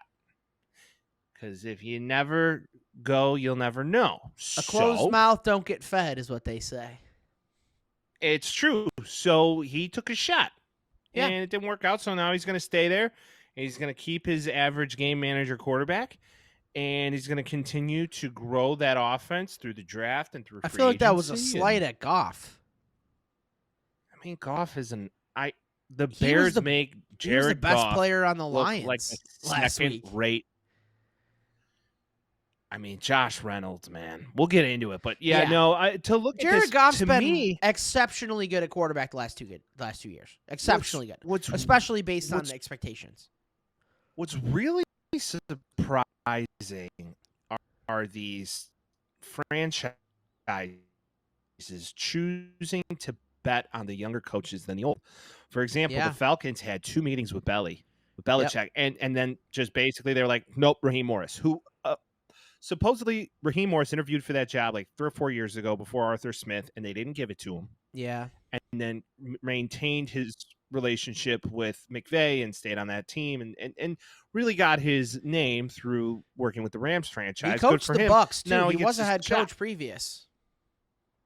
But he was interim. Was he? I'm I not thought he was mistaken. full an time. Was he? Interesting. I believe If so. I think he had 1 year, and then it was. I could be wrong. Let me check. oh, he probably had Jameson. And Jameis is a stud. I don't know what you're saying. But the problem is He was what the head do you coach do for now? the Bucks for 2 years. Mm. Never 2009, heard of him. 2010, 2011, 2.5, Wow. whatever you want to call it. So he Before got his Jameis. shot. Yeah. So he got his shot. Canales, I think, to the Panthers is kind of one of those situations like, who the fuck wants that job? You give it to a guy who had a really baby small quarterback all season long and made the Yep. most out of him. So it's a similar thought process. 36, 37 years old, young guy. Hopefully he can grow with the team as it goes. That's the idea. Yeah. Will David Tepper Good-looking ruin that for him? Italian? Probably. David Tepper's probably going to Good-looking fuck that up. Italian, fucking jumping around Bit of a Charlotte. Where's the Italian. gabagool? They're like, we don't have any of that shit here. They're like, boy, this is North Carolina. We don't got that It's like, you Coca-Cola around gotta here, go buddy. ahead and head up the coast to go find any of that shit. Yeah. Yeah, if right. David Tepper has a chance to ruin it, because David Tepper has a track record now to be like that. Kind of similar to another man with the last name Richardson that also was the owner of the Panthers for a while. He'll learn at some point, I have to assume. David Tepper's on like a whole different, like trying to be Jerry Jones 2.0 type of shit. Not going to work out that well. We've talked ad nauseum about the shroud and, you know, what did he get? He got, what did he get, seafood or something like that? He got, what do you call those white things that are alive but don't look like it? Scallops. He got scallops at dinner, and they're like, Bryce Young's our guy. That's like essentially like why he's like character wise he gets it. He's getting lean fish at dinner or some shit like that. Like that's the reason they made the decision, supposedly, whatever it may be. David Tepper's a weirdo. David Tepper's a weirdo. Listen, if you don't get taken out to a fine establishment like a Gibson's or a Dominic's here in Scottsdale, which is truly outstanding, or Chicago Cut or the Vets or something along those lines that is a high-level steakhouse, Peter Luger, you can pick one and you don't get a fucking side of a cow, you're an asshole. I'm sorry. You are. I think you can get away with And I don't seafood. care if you're pescatarian, vegetarian. The seafood's the starter for the record. Big boy life. You start with the seafood and the shellfish, then you get to the fucking I'm not main going to course. argue You with know what you. I'm Give saying? me a tomahawk and let me be a little dirty slut with that shit. I'm all about it. Give me a tomahawk drowned in butter and let me take my pants off at the table. Yeah, let me just okay? be a gross guy. Yeah. But supposedly that You was don't- the thing. He's like he's always thinking about it. It's always the next move, whatever the fuck it is. Fields wouldn't have gotten any of it. So for what it's worth, Listen, if you're a fucking soy boy pescatarian, you're not my oh quarterback. god. How about that? How about that? How about that? I don't give a fuck. All right. I would like to say that if you are a pescatarian but you're really good at quarterback, I like you. Come on, stay here. Doesn't matter to Name me. one in the NFL. That's all I'm saying. Yeah, that's hard to say, dude. Majority of people aren't pescatarians. How the fuck am I supposed to figure that out? Just saying. That's I want the guy eating lean red meat leading my team. That's okay? like That's a somebody man. joining the team and being bald, and you're like, how many bald quarterbacks have won? And you're like, I don't fucking know. Right. To the So you point. can't be bald either. Bruce Granikowski was bald. He was fucking horrible. Hey, Dobbs. Remember seeing it? Josh Dobbs has a disease, okay? He's still bald. That doesn't change the fact that he's bald. He has a disease. That's why he's bald. Okay, I know. I'm not hating on him. I'm just saying he's bald. I bet you he eats red meat. I'm sorry. If my quarterback prospect sits down at a Peter Luger type establishment and orders the fish, you're done. You're out. I don't care what you put on. Even like a fucking nice taste or Bama. branzione or something like that. A nice full fish. Bronzino. Sorry. Bronzino's a baby fish. Yeah. Bronzino's this. Yeah, it's the veal of the ocean. Maybe. Like sea bass, delicious. Don't get me wrong. But I'm not going to order that at fucking. Come on. What if they have good sea bass? What if this fish special's good? If you go to a steakhouse, you don't order a steak. I don't care who you are, quarterback, wide receiver, offensive tackle, you're an asshole. We got to start rethinking this whole Mike's going to be the GM thing, though.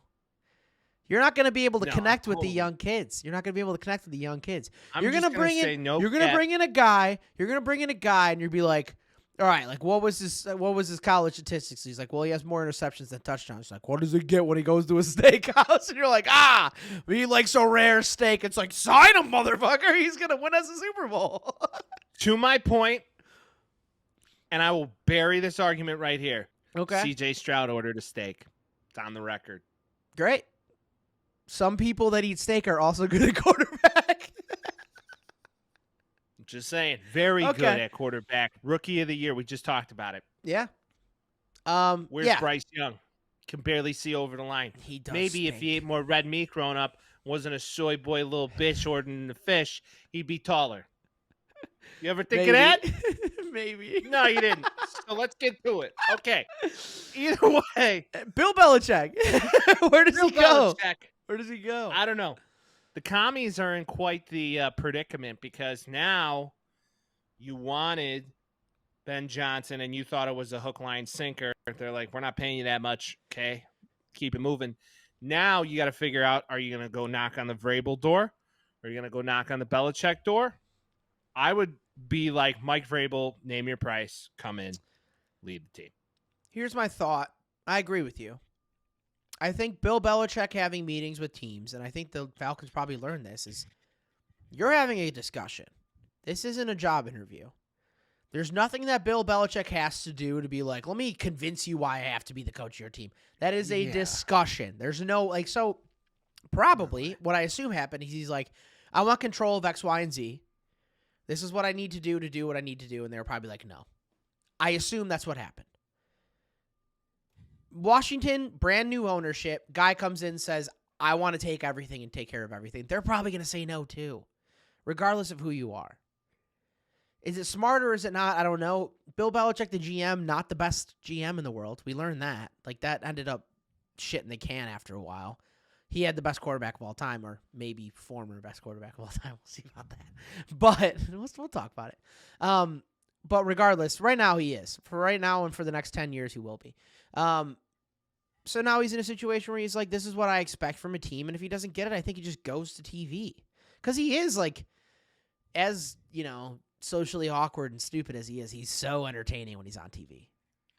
Bill? Yeah.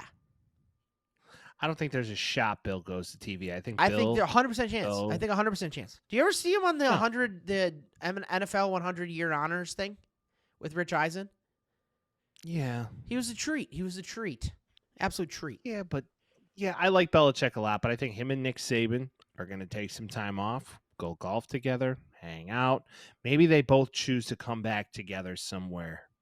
And maybe either that or they don't. The geriatric league.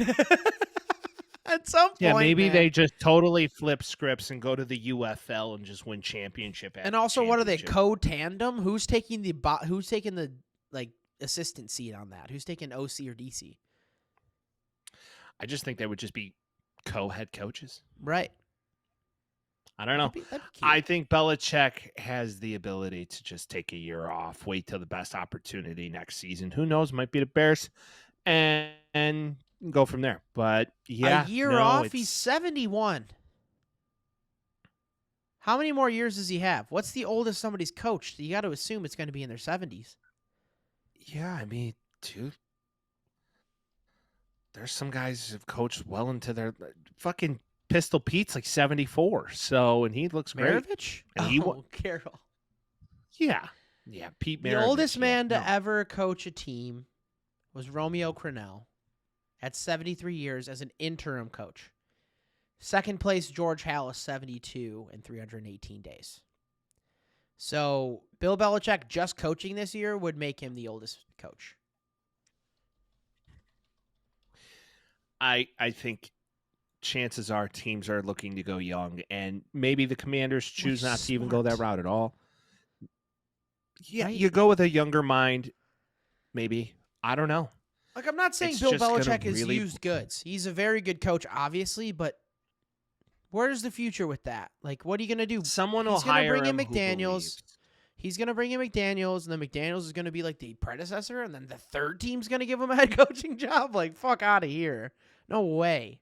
Well, I think Vrabel has a better opportunity of getting Same. a commie job than Belichick. So Yeah. we'll see how it all plays out. It's not a surprise that the last pick is them to kind of go for like slim pickings now, but there's some really good options. And if you're a head coach or a potential head coach for that team, it's an attractive It is. It's an Yeah. attractive situation. You have a first round draft pick and the top 3 picks, so you can get a quarterback you want. If you want to move up, you can. You have 2 second-round picks, one of them from the Bears. You have a slew. So you have a So slew. they have the of 33rd pick, too. Right. So essentially, you have Or 30. 2 first-round draft picks. No, what would that be? 30, 42nd? 7, 40. whatever. Doesn't matter. But you basically have 2 picks on the second day, one of the top picks on the first day. So you're going to get one of the top 3 quarterbacks. Pick one. So Jaden Daniels, Drake May. If you really want to trade up and see if you could get Caleb for a King's ransom, try. Penix. Yeah, Penix is No, going to be they're a not taking him second at day 3. guy. Yeah. Same thing with Bo Nix. Everybody's like JJ McCarthy to Seahawks at 16. No fucking way. JJ McCarthy to the also- Los Angeles Chargers, and then they trade to Herbert to the Bears. Herbert, Bears, JJ McCarthy, first overall. No. The reason Harbaugh took the job alone is to go coach Herbert. He's got a hard on for the kid. I think he was just He sick of the loves it. cold. I think he wants to live and die in LA, and he reached the tip top, leave it on top. Now you want to go get a Super Bowl ring. You don't gotta love it. stop. Hip hop, you don't stop. So those are the coaches. We'll see what Washington ends up doing, right? So, to stay on coaches, Yeah. heard it on ESPN 1000 from none other than the Albert Breer, who's a Okay. wonderful NFL beat reporter.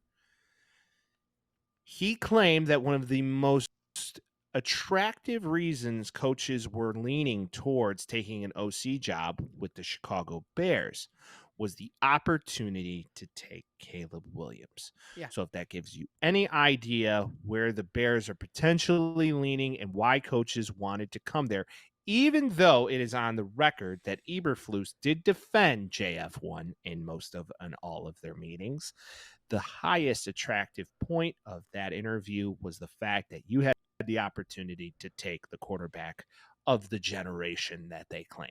So And it makes sense too as well, because I said too as well and because.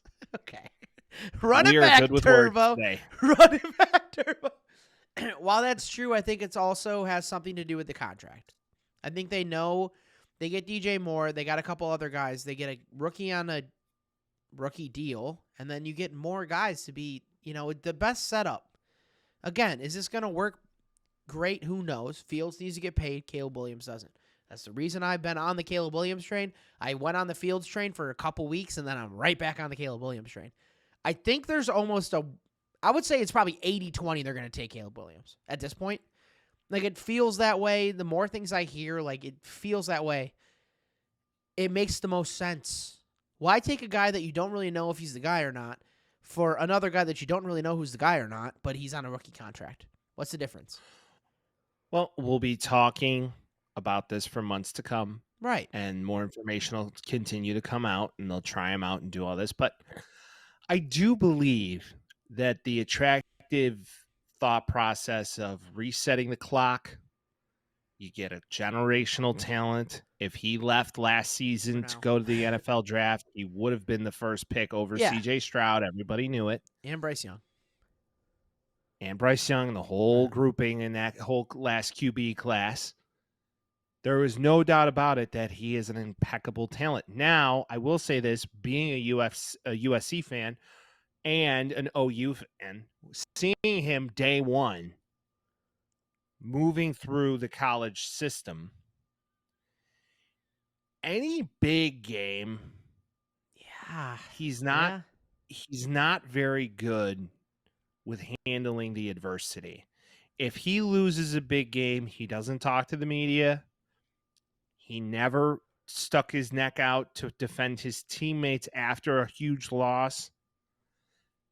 I don't enjoy the fact that he cried on national television for the world to see with his mom and the whole, Yeah. like, I get it, but you Right. could have done that in the privacy of the locker room. But you wanted it to be a spectacle in a way. So I think he's a Yeah. little for the drama. The star is sad. Yeah, he is, dude. He is. And Mr. LeVar, The Mr. talent- LeVar Ball 2.0. I don't know if his dad is that. And, you know, He's the, on the, some shit. A lot of the reports are out of ridiculous his mouth. claim. The ridiculous claims that we want 10% of a franchise. Shut up. But Shut up. with all that being said, you know, last season was probably one of his worst in college football. Oh, yeah.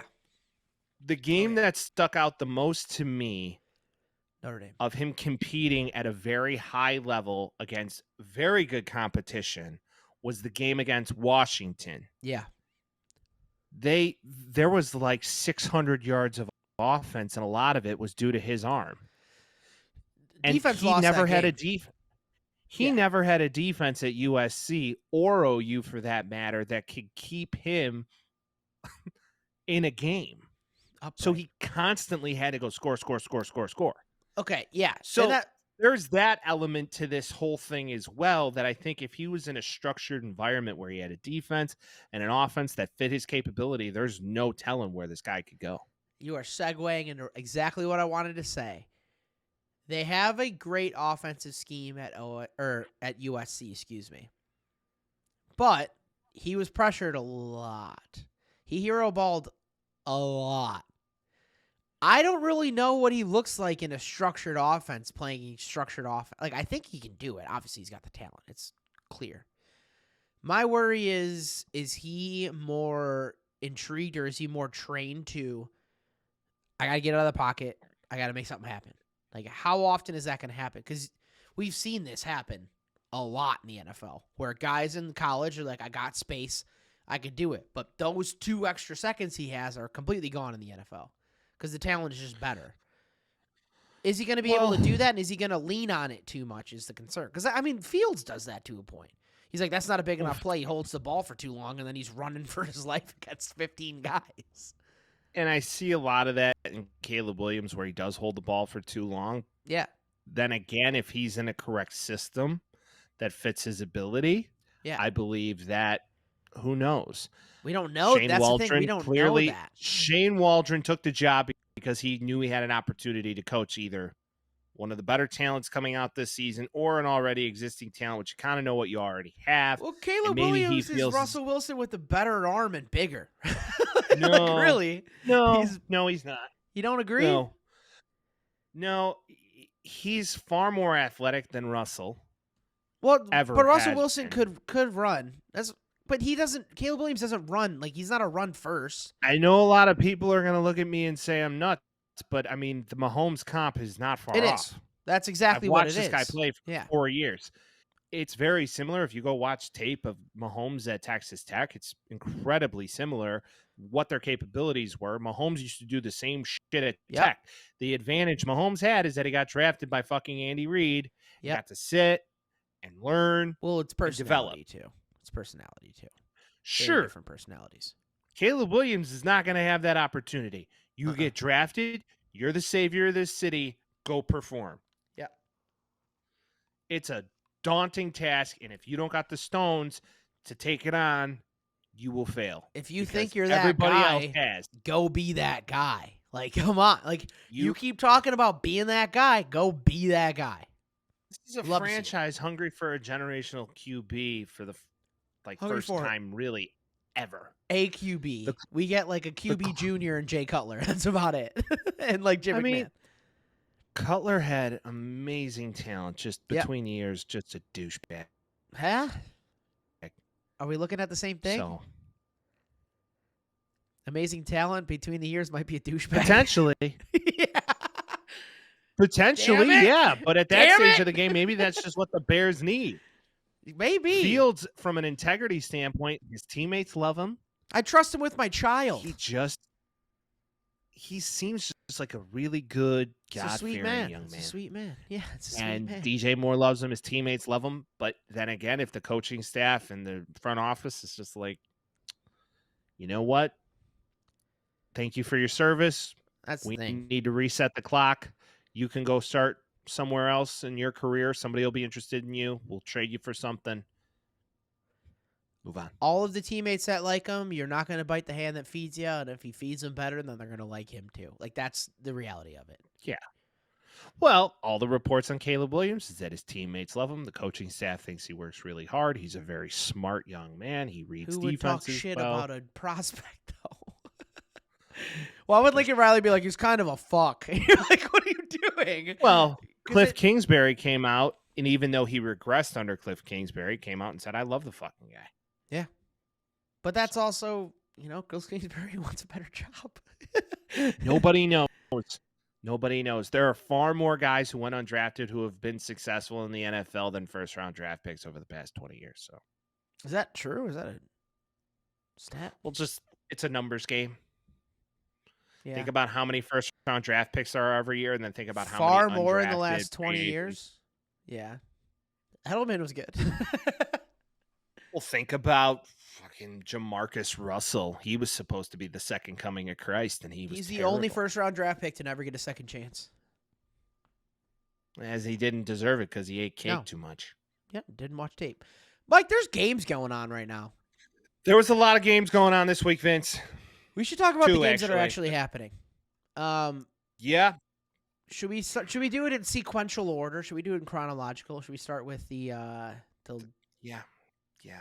Yeah. Let's just get it over with. The Chiefs won.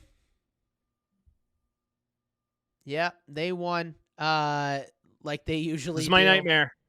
This is Patrick my nightmare. Mahomes wins games. Patrick Mahomes wins games. They win games. That defense, pretty fucking nasty. L'Jarius Sneed, pretty fucking nasty. And whatever was going on with Baltimore, everything that they did previous to this game didn't work and they didn't try it. That's really what happened. They didn't try doing what they've been doing all year. They ran the ball 6 times. Isn't that obscene? They passed the ball on an 82% clip this game, and they completely gave up on the run game. I don't get it. That's what they did well all year, and it just didn't make sense to me. I don't have... Actually, I do have an exact number. I'm going to pull it up. I forgot to put this in here. The Ravens, at the most, per games, week 1 to the AFC Championship, at the most, they had 31 runs. That was the week before this week. They were averaging somewhere between 21, 18, a couple 16s, whatever it may be. They ran the ball 6 times. Under 10 times for 1 week on the most important game. Yeah, Lamar Jackson carried the ball 8 times, was not planned runs. He ended up running the ball.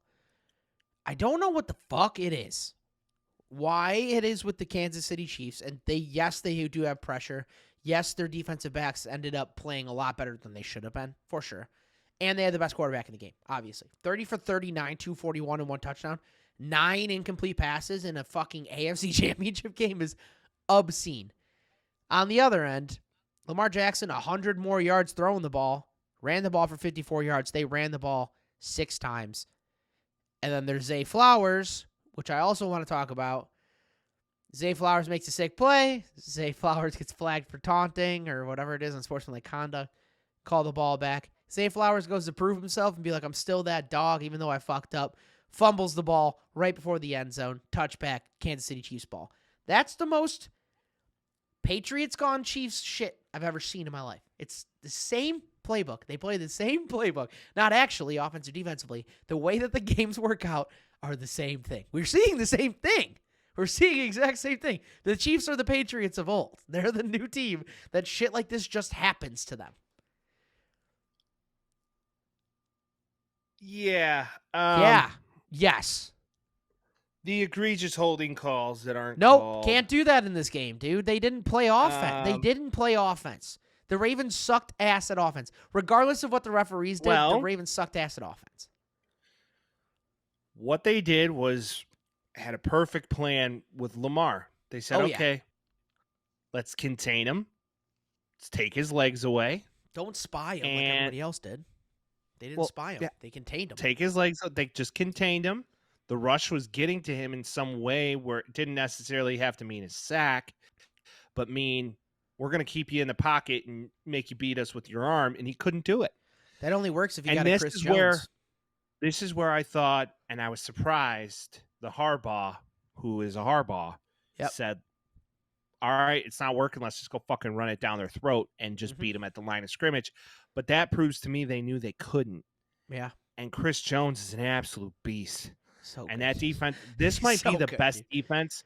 This might be the best defense I agree. Patrick Mahomes has ever had. It is. Worst offense, best defense.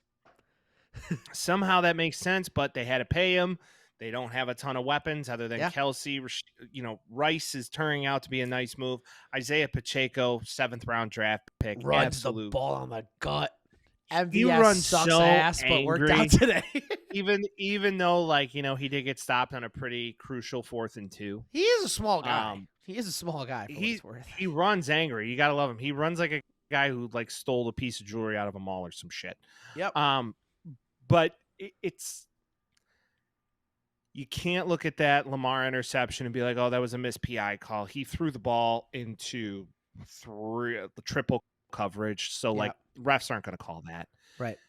There's a couple other, the Zay Flowers PI, that could have been. There was a couple plays.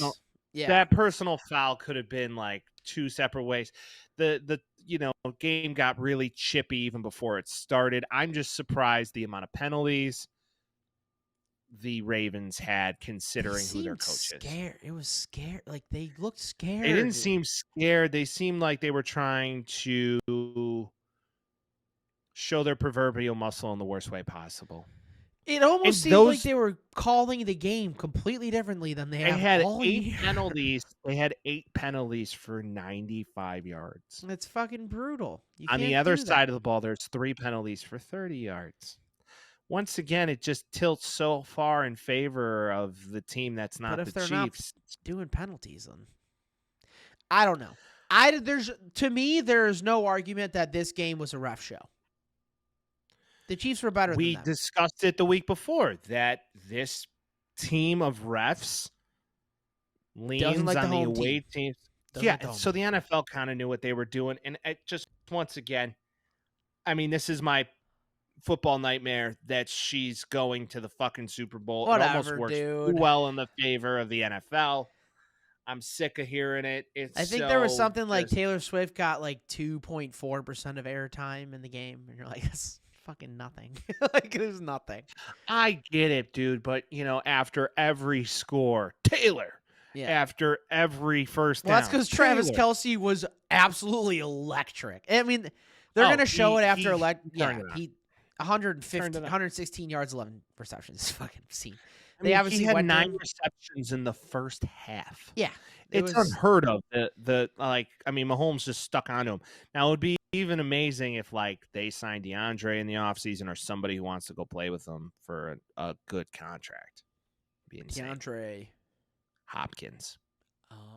For some reason, I had Jordan in my head. I'm all football, right? Or I'm all basketball, baby. Yeah, the Chiefs played a better game, in my humble opinion. I wanted the Ravens to win. I was real pissed the whole fucking time. I got one of my good buddies is a Kansas City Chiefs fan, born and raised, and it was just. Is he braised? Is he braised like a short rib, or is he braised like a pork shoulder? Yeah, like a turkey. Like a turkey. Of course, we got to make it food. Yeah, man. Yum. This is one of those things where you look at week 7, week 8, week 9, whatever it was in the middle of the season. You're like, these aren't those Chiefs. These aren't those Chiefs. I'll give it to them, man. They're a great team, and they're so well coached, and they get it done week after week, and you can't hate on it. I thought the pregame stuff is you know how some teams knew not to poke the proverbial bear of Michael Jordan before a big game? Uh-huh. Does that make sense? Oh, yeah.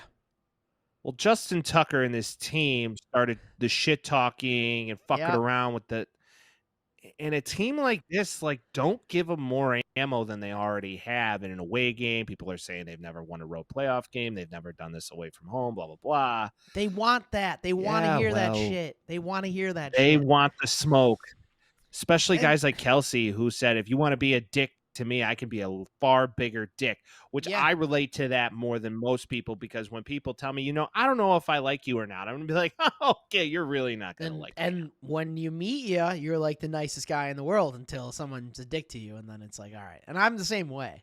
Like, why are you being fucking mean to me, you ugly ass bitch? Like, what are we doing here? Right. Like, what the fuck Yeah. did I do to you? I try and come off. I've had people be like, I don't know if I like you. Ooh, well. No. Why would you say that, idiot? What are we doing? I love people who do that shit. Just be like, I don't know if I like you. Yeah. Well, Okay. you're going to learn today. Yeah, I'm always a big like, all right, get out of here then. Just leave. Like, I don't know what you want me to do. You're about to bring out the Chicago in the boy. You're going to learn. Yeah, it ain't good. This, I think it comes down to more than anything. There's a team that's been there and there's a team that hasn't been. And that's kind of how it worked. Regardless of how you feel about the referees, there were a couple there where you're like, you can't do that there. You can't do that there. I agree. And then the other team's got Patrick Mahomes, who already has Super Bowls under his belt. And the other team is Lamar Jackson, who is an MVP, but does he deserve the MVP after that Yes. horrible playoff loss? is a regular season award, for better or for worse. Should the MVP race be Yes. considered in the post? Okay. Yes, it should. But they don't. There we go. And that's how it has to go. Wow. TB12, Mike, should we do this? Everybody's doing it. Everybody's Tom? talking about it. What about Tom? Tom What Brady, about Tom? Patrick What Mahomes. about Tom? What We about have years. Oh, no. You have Joe Don't do this. Montana. No. It takes a no. while. Tom No, Brady we're not starts doing tearing this. it up. No. And then No. Patrick Mahomes. First 6 years. So we're comparing 64 or 94 to 96 games, depending on which statistic you want to look at. Regular season record, Patrick Mahomes 72 wins, Tom Brady 70 wins. Playoff record, Patrick Mahomes 14-3, Tom Brady 12-2. 4 AFC titles for Mr. Patrick Mahomes. 2 Super Bowl rings, looking to get another one this year. 258-69 interception, 167-87 touchdown interception. Now, if you look at passing yards, passing touchdowns, interceptions, so interception is going to be lower. Completion percentage, QB wins, yards per attempt, yards per game, rating, rush attempts, rush yards. Patrick Mahomes hasn't beaten in all of those in 96 games. Except one very big stat. What's that? Tom had 3 at this stage of the game. Mahomes only has 2. Tom had 3 after next week. Patrick Mahomes wins 3 and it beats him in every other statistical category. Patrick Mahomes is ahead of him. Patrick Mahomes will be the only quarterback in NFL history to make it to 4 Super Bowls before he's the age 30. So Fucking insane. it's impressive. It's and insane. I'm not hating on him. I think the Yeah. guy is truly an impressive feat regardless of his incredible. family's shortcomings. I do believe that a lot of it is so much coaching. You just slight and- Jackson in the middle of this. What? You just slight Jackson? You said there's Oh, yeah. shortcomings. Yeah. Yeah, no, his family's a little fucked up. I mean, let's face it, his brother basically forcibly raped a lady and then just got off because his brother has a lot of money. Got off. Oh, Of the he got in charges, Vince, trouble. get your fucking head out of the gutter, cuz. Christ. Get your head out of the gutter. Yo, Anyway. wow. Whoa. This guy. Anyways, no, it's one of these scenarios that it was a different era of the NFL. Yeah. Tom was in a system that played defense, ran the football, Sure. set it up, and he didn't have weapons like a Tyreek Hill or Travis Kelce until he was almost in his year 8 season. Yeah. Because that's when the Gronks came. That's when the, Aaron Hernandez's of the world came. That's when Moss came. All that. I was gonna So say before any of that, Randy Moss is on that fucking team. Also, Randy Moss Deion was Branch, pretty fucking good. Deion Branch, Wes Welker. Corey The Dillon. list goes on. Corey and Dillon, on. dog. Yeah. Yeah. So Corey I mean, Dillon, obviously, absolute beast. offense is very different now. The comparison's difficult. I'm just saying Yeah. this because this is going to happen a lot the further we go with this. And if he's as good as he has been for the next 5 years, this conversation is going to be had again and again and again and again. So right now, the way we're standing, depending on statistics, how everything's working, he's on pace to throw the most yards and throw the most touchdowns of all time. And he's also on pace to win the most Super Bowls of all time, or tie at the very least. So for what it's worth, Patrick Mahomes is that good. Okay, let's talk about the epic crumbling of the Lions. Lions! Fuck, dude. Fuck. They're in our division, and I was so angry and sad. How do you lose wanted that? them to win. I just want them to win so bad. How do you lose that? I don't care if you got one ass cheek or three toes. You can still lose a game on how you choose to go upon your decision making. And yeah, it just blew up in their face. And this will go down as one of the most epic comebacks by any team since the fucking Patriots came back to beat the Falcons in that Super Bowl 28 down 3. You know, so Who was in the NFC Championship last year? NFC Championship last season was 49ers, the Eagles. There Eagles you go. and the 49ers, and the 49ers just lost Purdy, Every and then the rest of the game fell that's what apart. it was. I think the main conversation about this that's been going around is Dan Campbell decision making. That's been the conversation. 2 points on this. First thing is not going for the points for the 3. Was that the difference maker? Yes. The argument against that is they haven't done that all year. They've been a fucking balls to the wall, go for it on 4th, get the extra points if you can. What we're talking about with the Ravens is if he kicked the field goal there, the argument is he's doing exactly what the Ravens shouldn't have done, is change their game plan the game before the Super Bowl. Dan Campbell's going to go for that every time Dan Campbell went for it. I think that's totally fine. The fucking timeout when he ran the ball in the 4th quarter at the end of the game, knowing he probably needs an onside or at the very least needs to get them in bad field position so they can bring it around and hopefully score. That timeout was egregious and that was brutal. I love Dan Campbell. He's going to be back. Obviously, they're going to run it back and hopefully win some shit, but he needs to learn from that because that first timeout ruined the game for them. That rushing play was brutal, but that first timeout ruined it for him, for sure. Because that way you can knee out easy. You can knee out easy at that point. You had the potential to get 6 points in the 3rd quarter, and you turned it down each time. Yeah. Now, if you would have gotten 3 points, considering the game and loss of margin was 3, you could have been in a position to then tie the game and go in OT and see what you could do. Now, the first 4th and 3 or 4th and 4, whatever it was, when you go for it, ball hits Josh Reynolds in the hands. That's the thing. Coulda, woulda, shoulda is the biggest thing is Josh Reynolds. Right. That second time when you're now in the 4th quarter, there's 7 minutes left in the game. You have the ability to get points to go up 3. Take it. Don't be a fucking hard on. Yeah. Like, that's what I don't like.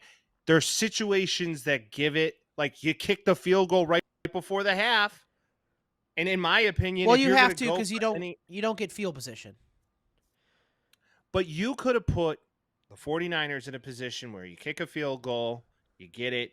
Now they start at their own 20 as opposed to the 50. Right. Well, yeah. And then they just roll down the field. That's the thing. It was a little too far into the field, honestly, for me, where it's like you probably should get rid of this and put them in a worse situation. I want to lean on has it worked all year? Yeah, then do it. Because that's what they should do. I mean, if they were this good and they've gotten this far under that ideology, they should continue to do that.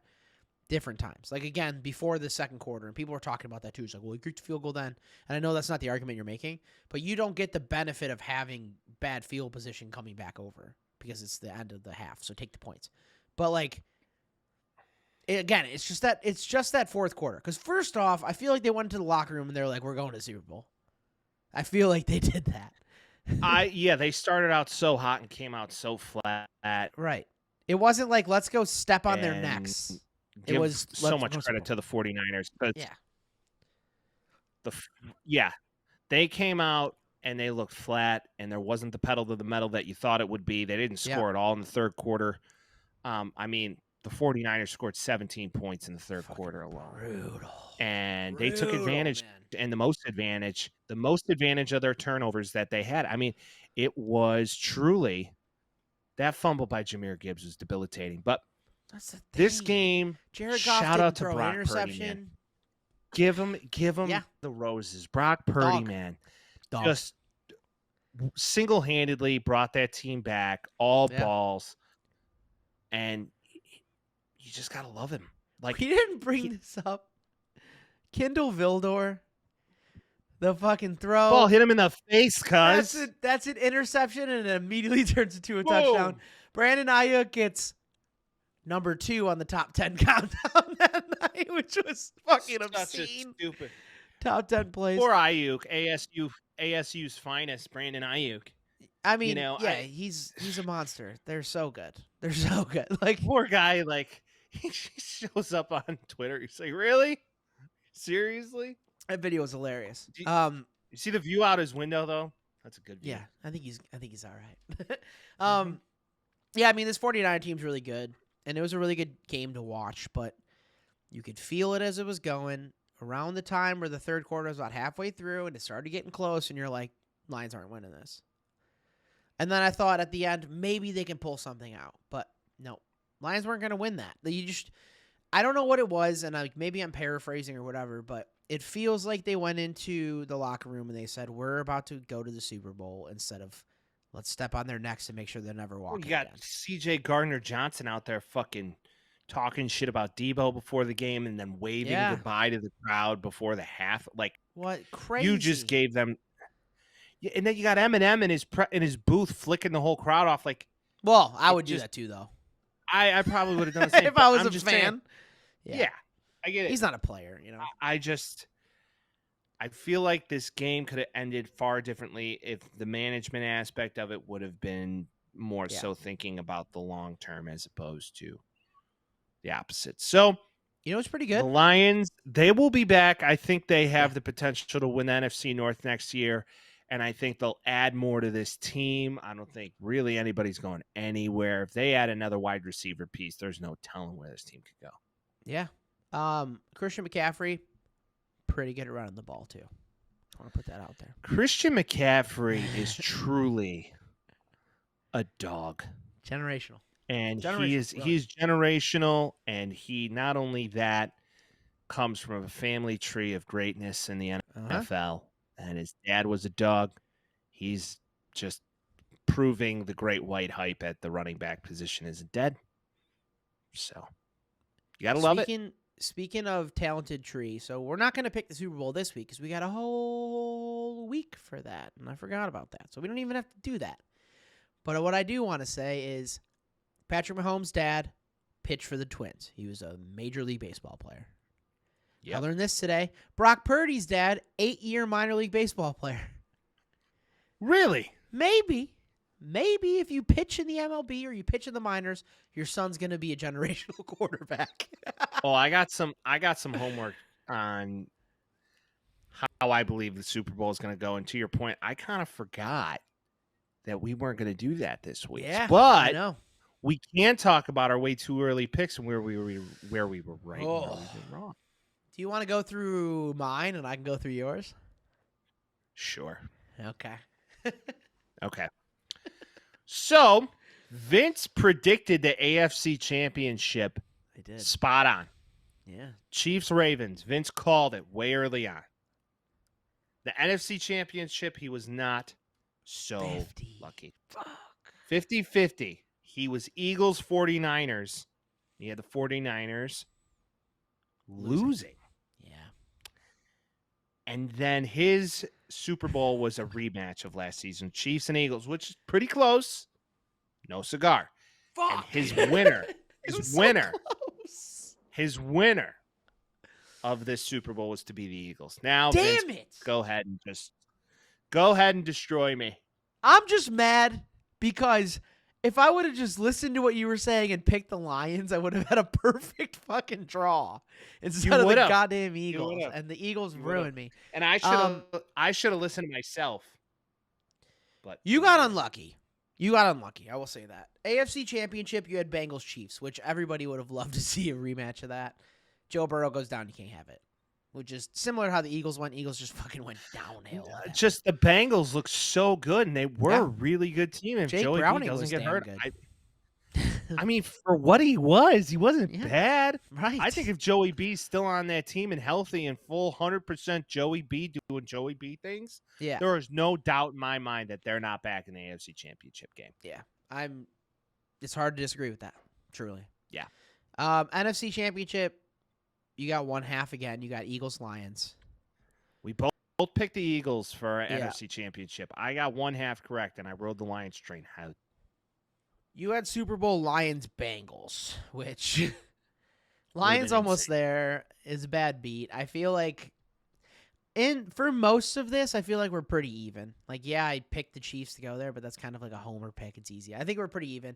You picked the Bengals to win, so maybe we'll just have to play Madden and do Eagles Bengals and see who wins. I'm so in. I'm so in.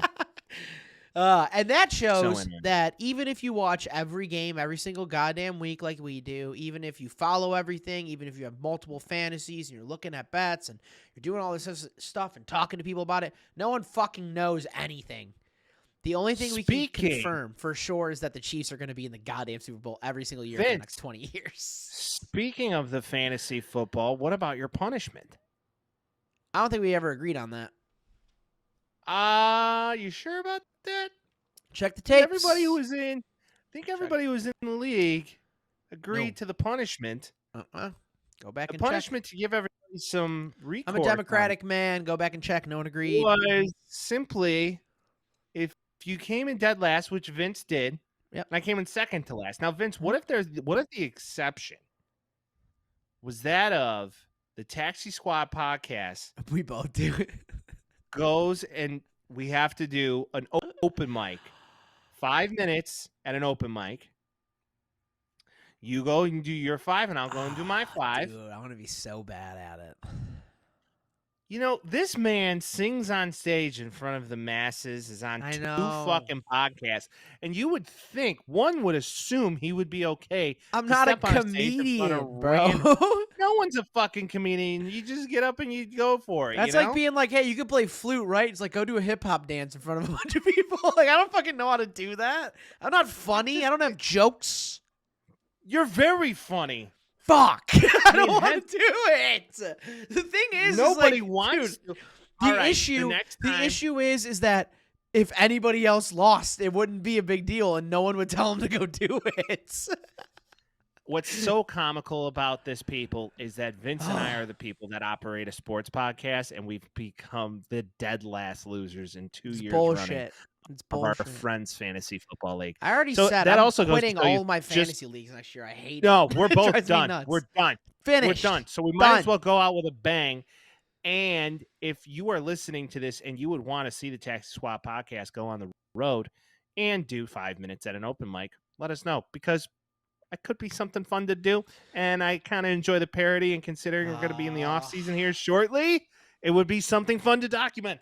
And with that, people, with that, next week, we will be giving you our Super Bowl picks. So sorry to make you wait, but it's going to be fun. It's going to be exciting. Enjoy the Pro Bowl event, or whatever the fuck they're calling it. Pro Bowl games. Pro Bowl games. We hope that you enjoy your first weekend without NFL football in a long time, and whatever you choose to do. Maybe go to Home Depot, maybe go to Lowe's, whatever you do. If you're hang out with your wife or girlfriend or your husband, or maybe you're in your 20s and you're gonna go out and get smashed with the boys. Go, just whatever you're gonna go do. Go enjoy it. Be safe. Be safe. As always, this is the year of the siblings. So if you haven't shared the pod with your brother, your sister, your half sister, your stepsister, go show them. Do it. And then, as always, we will see you next week.